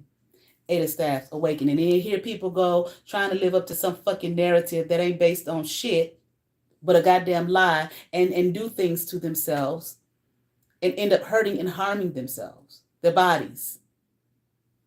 And hell, motherfucker know that when a person is sick, when you're physically sick, it makes life very difficult. It emotionally, it's emotionally draining. It's hard. Okay. And then people trying to live up to some, got to look a certain way. That way then I look good and I get all the likes and subscribe. It's so funny. I remember I was watching what's his name? Well, I can't believe I've been on here this long. What's his name? Billy Blanks, Tybo guy. Okay. I had some of his DVDs I work out too. And looking at the bodies of the women then compared to now, it's like it's trendy. Their bodies they weren't, I'm not saying that they were overweight or anything like that, but some of them was thick, but it wasn't this thing of the way what the supposed ideal look is today. It was different. So like I remember the lady who raised me, we used to go work out together. Back then, women, for the most part, women would do aerobics, and it was still, you had, your thickness. Okay. You know what they call slim thick or something like that. Okay. But it was never a thing of, okay. And, these are the best foods to eat, and whatnot, but it was never a thing of, the extremes that I see today. Now, I'm not saying people didn't do things like that to themselves to hurt and harm themselves to look a certain way, but it's just out of fucking control. Why? Because we have this. Now, don't get me wrong. I like social media. I like the positive aspects of social media, but it has done some damage to people.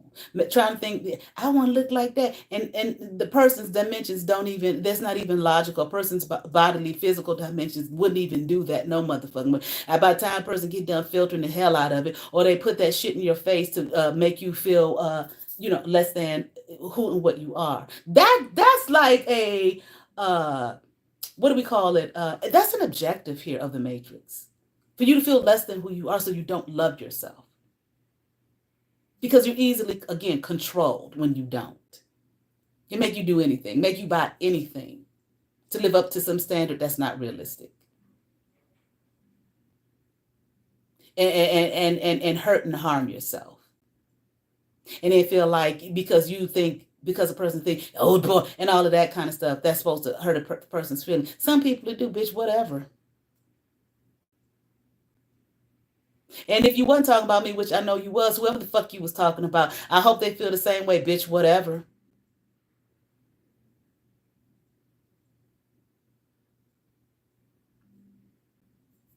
Okay.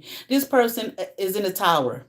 Okay. And and they're going to stay in a tower. It is going to go on and on and on. I see it right here in the fucking cards. Whatever they're looking for, the satisfaction they was looking for to try to sap and take from you, that's not going to happen. I'm hearing that's a done deal. The star, dormant. Okay. 7 of coins, awakened. Okay. 7 of swords. What's that? 7 of blades. Okay. Different deck. Swords, blades, same thing. Okay. Dormant. Okay. The person would want to leave it alone, but what they're doing is they are quickly moving themselves into this star in reverse status. Okay. It's like not seeing the truth, refusing though, absolutely refusing to see the truth. Okay. That they can, whatever it is that they're trying to accomplish by bothering you and dumping all their problems and issues on you and not letting you go. Okay. Trying to obviously doing their black magic, et cetera, et cetera, et cetera. Okay. Bothering you. Okay. Them not letting it go. This is what they're creating for themselves, a tower. Okay. Where they could have been, I'm hearing something magnificent and bright. They refuse.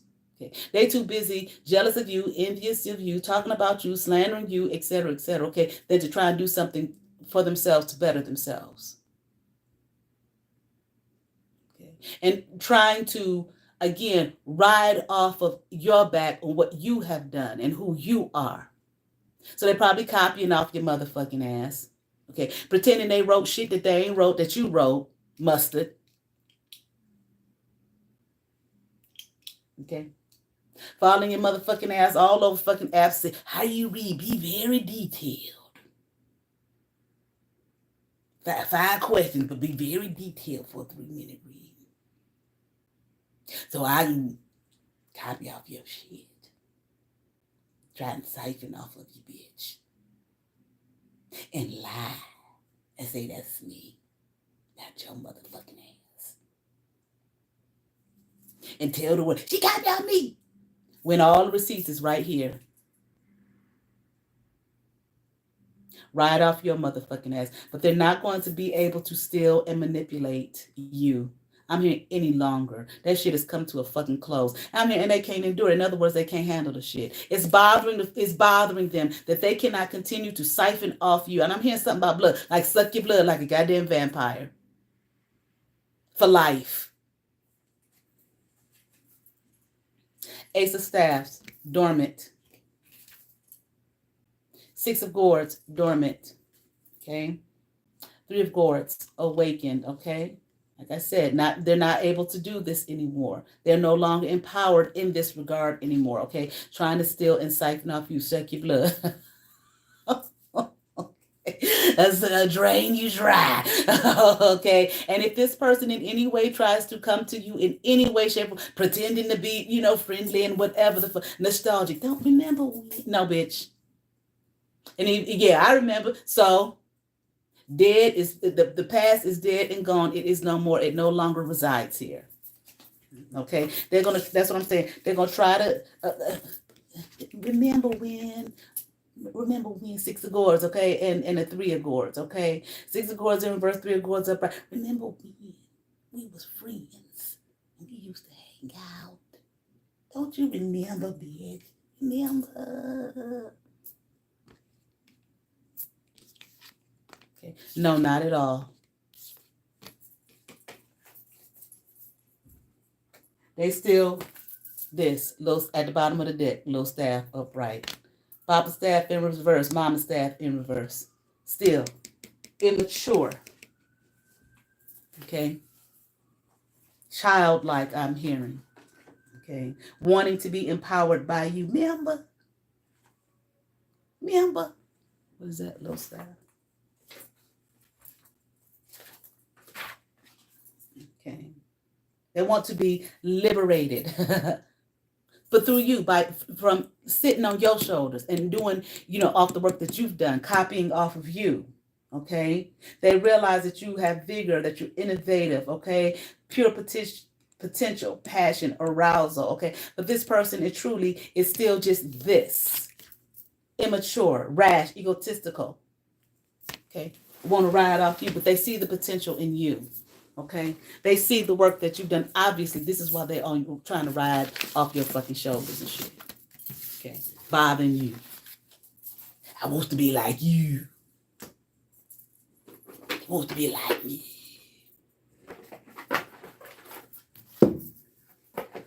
Bitch, you smell terrible. What makes you think I want that shit in my fucking house? Okay, and that rotten death smell that you have. That I made a video about that shit. I'll put it in the comments. I need major surgery. What should I do, bitch? I mean, duh. Ask your fucking doctor. If the doctor told you need that shit, then what the fuck? We ain't talking about he gonna just cut off your big toenail. Okay? And telling you maybe you could just cut it off yourself, bitch, if you had the right clippers. No. Fucking don't and don't nobody tell you, bitch, you just dumb. You don't read. Your fucking doctor done told your motherfucking ass what you need. Goddamn, listen to his motherfucking ass. How stupid can you be?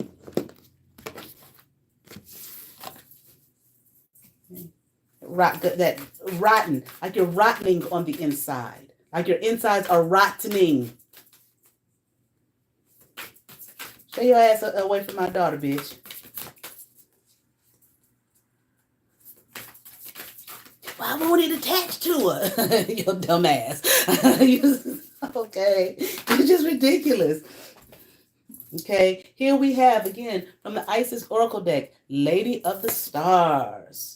Priestess of Sirius. Then we see that star card here in reverse. Let's see what it says. Okay.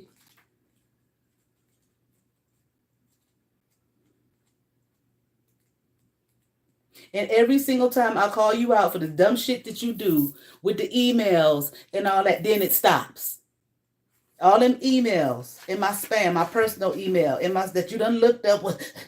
Trying to find as much as you fucking can about, bitch, you here go your this and here go your that, you owe this. Soon as I talked about it on this motherfucker, it immediately stopped. No more. Immediately. It's your dumb ass, bitch. Talked about the shit with my personal my business email. Soon as I was talking about that shit, few days, then here come emails coming through from people that I should have been getting. Can I get a read?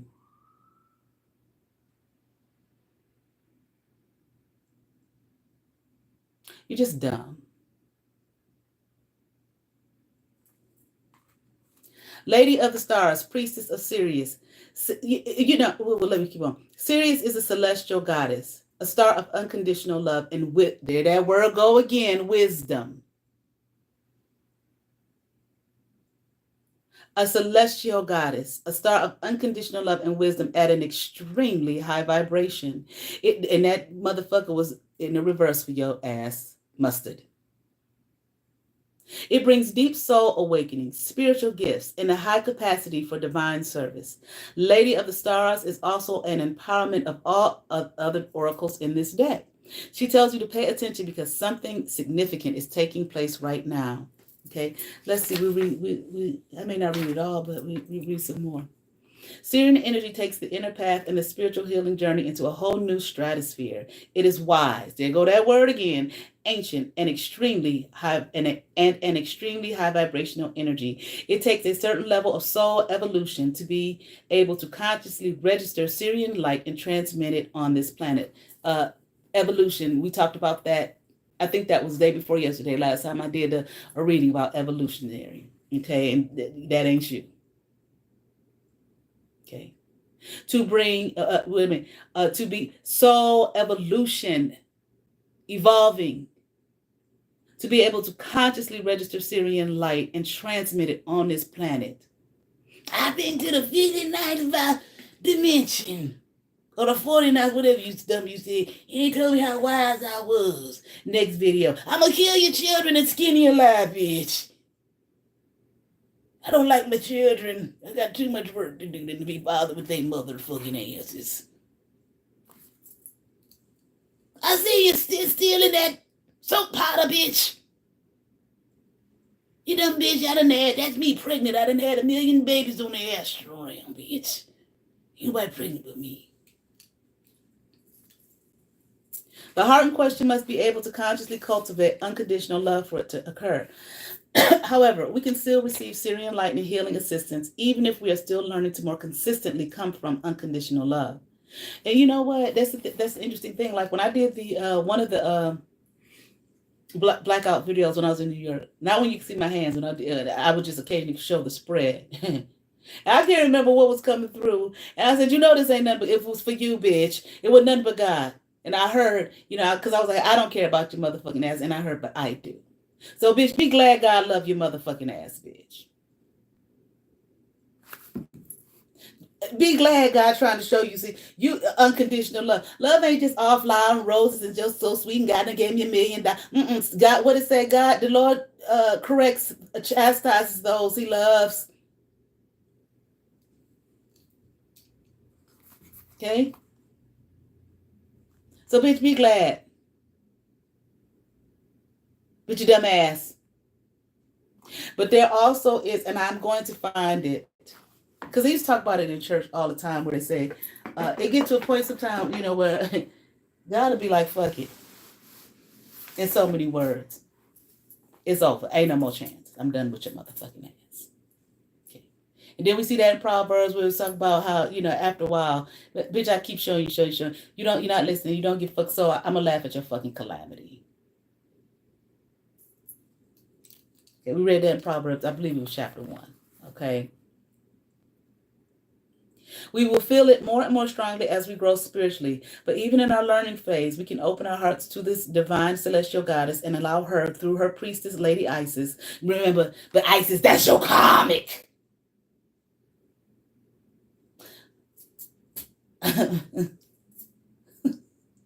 Somebody told me you said that. I was like, the what? Isis is my comic.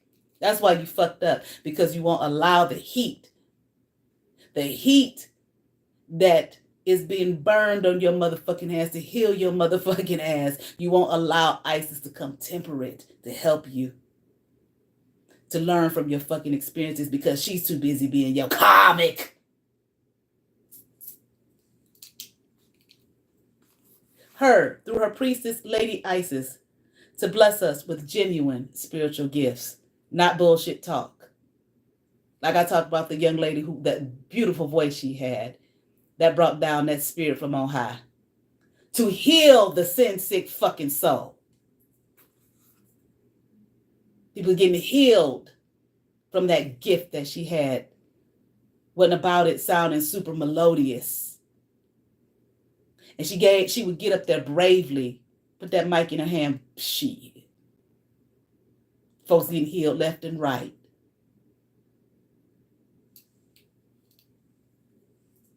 Better than any fucking sermon. Goddess Sirius, through her priestess Lady Isis, is reaching to you now. She has offerings of great spiritual support and a message that is something significant that you need to be aware of in your life right now too. Accepting celestial assistance and unconditional love of Sirius will help you now. To receive the assistance, you can choose to surrender into your heart and allow divine love to infuse and heal, direct and unfold all aspects of your life and growth. It is total trust and surrender with absolute faith that is even unexpected twists. That even unexpected twists and turns will be leading you in the best direction. Advanced souls are capable of feeling and receiving the high vibrational love from the Sirian star system more consciously and consistently. It can come to feel like a perpetual spiritual sun above the crown of your head, nourishing you with light at all times, causing your own soul light to grow brighter. Even the sister, I really, you would think that I'd be so disgusted with the girl, the wise, for all the crazy ass shit she did. I was thinking about her earlier today. I said, I keep thinking about her. And you would think that I ain't saying she come back over here. Okay. That I would have this, extreme animosity to her. I don't. Okay. But one thing she said one time.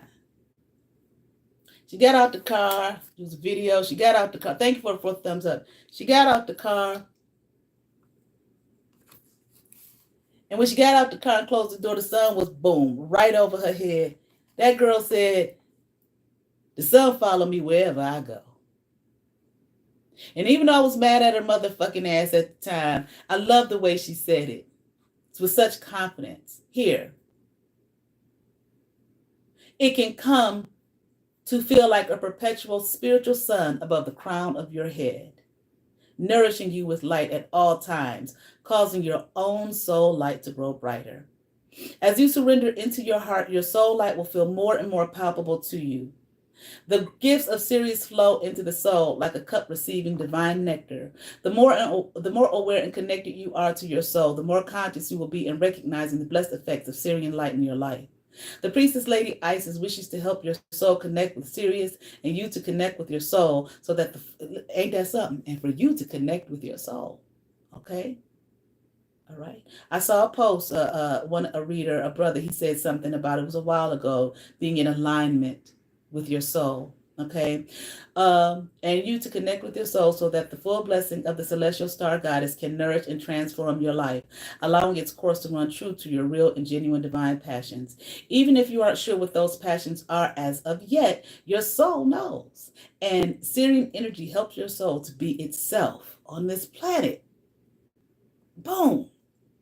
For your soul, you to be it yourself on this planet. Sirius brings blessings of heightened intuition, refined soul healing ability, and closer connection to your soul and the Lady Isis too. Not bothering folk, trying to block their gifts, while all the time losing your own. Because I feel like we all have them. They might be different. Okay, I ain't no singer. I like the sister was all that she was bringing in. I don't have. That's not a gift that I have. But I have gifts. It's like, I feel like, so I'm just saying everybody has gifts. They may not all be the same. They need not be. Okay. But see, Sirius, once again here, okay, brings blessings of heightened intuition, refined soul, healing ability, and closer connection to your soul. And the Lady Isis too. Because see, all you're doing is telling your soul that you ain't shit, your soul ain't good enough. You're rejecting your fucking self. If you've been questioning your evolution, starting to wonder if you are really just at the beginning of the path or not really in initiation at all, then this card is a divine acknowledgement of the power, light, and evolution of your soul vibration, that there is refinement and advancement there. This is not grandiose. In fact, one way to know whether this guidance is genuinely for you is that you will feel peaceful and humble within as you receive the guidance. You will feel gently validated and affirmed within, not puffed up with false pride or ego. I'm the archangel. Isis is my God. I'm cute. What she called us? What's the say called her? I don't know. Something stupid. I'm better than you. You will feel inspired and uplifted to continue your inner work. You will feel inspired and uplifted to continue your inner work, not in need of telling others how advanced. Oh, sister, I hope you heard that. Who wrote the post? Here it is, right here. In the book. It's in the book. That you didn't take the time at all to write. You will feel inspired and uplifted to continue your inner work, not in need of telling others how advanced you are spiritually. Look at how lowly they are. I'm better than God. Follow me. If you feel inflated or better than others in any way, this is not the guidance for you, at least at this time. If you feel inflated or better than others in any way, this is not the guidance for you, at least at this time. If you feel inflated or better than others in any way, this is not the guidance for you, at least at this time. Instead, the guidance for you is to realize that you are beautiful, you are worthy, and the part of you that is comparing yourself to others, hoping to find that you are better, is suffering from an emptiness within that doesn't know that you are beautiful and worthy. Now, I'm going to read that one more again, maybe two more again. Instead, the guidance for you is to realize that you are beautiful, you are worthy, and the part of you that is comparing yourself to others, hoping to find that you are better, is suffering from an emptiness within that doesn't know that you are beautiful and worthy. It is wiser to spend some time filling that inner emptiness with your own acknowledgement of your worth, rather of your worth, than trying to trump others. It is what? What's that word? Wiser. Better to go inside the emptiness until you find the seed of love and light within than to seek external appearances to make you heal. That's what you said, sister. That's what you said. It's right here in the book. You know how they say in church, it's in the book. It's in the book. The latter just won't work. The oracle of the Lady of the Stars is also an empowerment. And enhances, amplifies, and strengthens any other oracle that you draw immediately before or after it. It is a call to pay special attention to the cards next to it, and that you are guided that you will grow greatly through the lesson of or learning specified in any oracle next to it. Make it a priority in your awareness at this time in order for deepest spiritual awakening to occur. You are also guided that when the Lady of the Stars appears around any other oracle, there will be a blessing of divine grace in forms including but not limited to assistance, miracles, healings, and help, and mastering the lessons of any oracle you pull immediately before or after the Lady of the Stars appears. If a card appears on her own, know that it is a special blessing for you, soon to be revealed. All right. I am going to stop. 2 hours and 18 minutes, child. I'm all parched. I need to eat. Okay. All right. Thank you to those who have subscribed to my channel. I truly appreciate it. Thank you for the wonderful compliments. Thank you for assisting me on my journey and on my path and on my learning. Okay? And thank you to those who have subscribed to my Patreon. Listen, I was supposed to do all 12 while I had these 5 days off. I didn't do all 12. I did some, but I didn't do all 12. But I'm going to get it in, okay? For Patreon. I truly appreciate you. And you all have favor. Peace.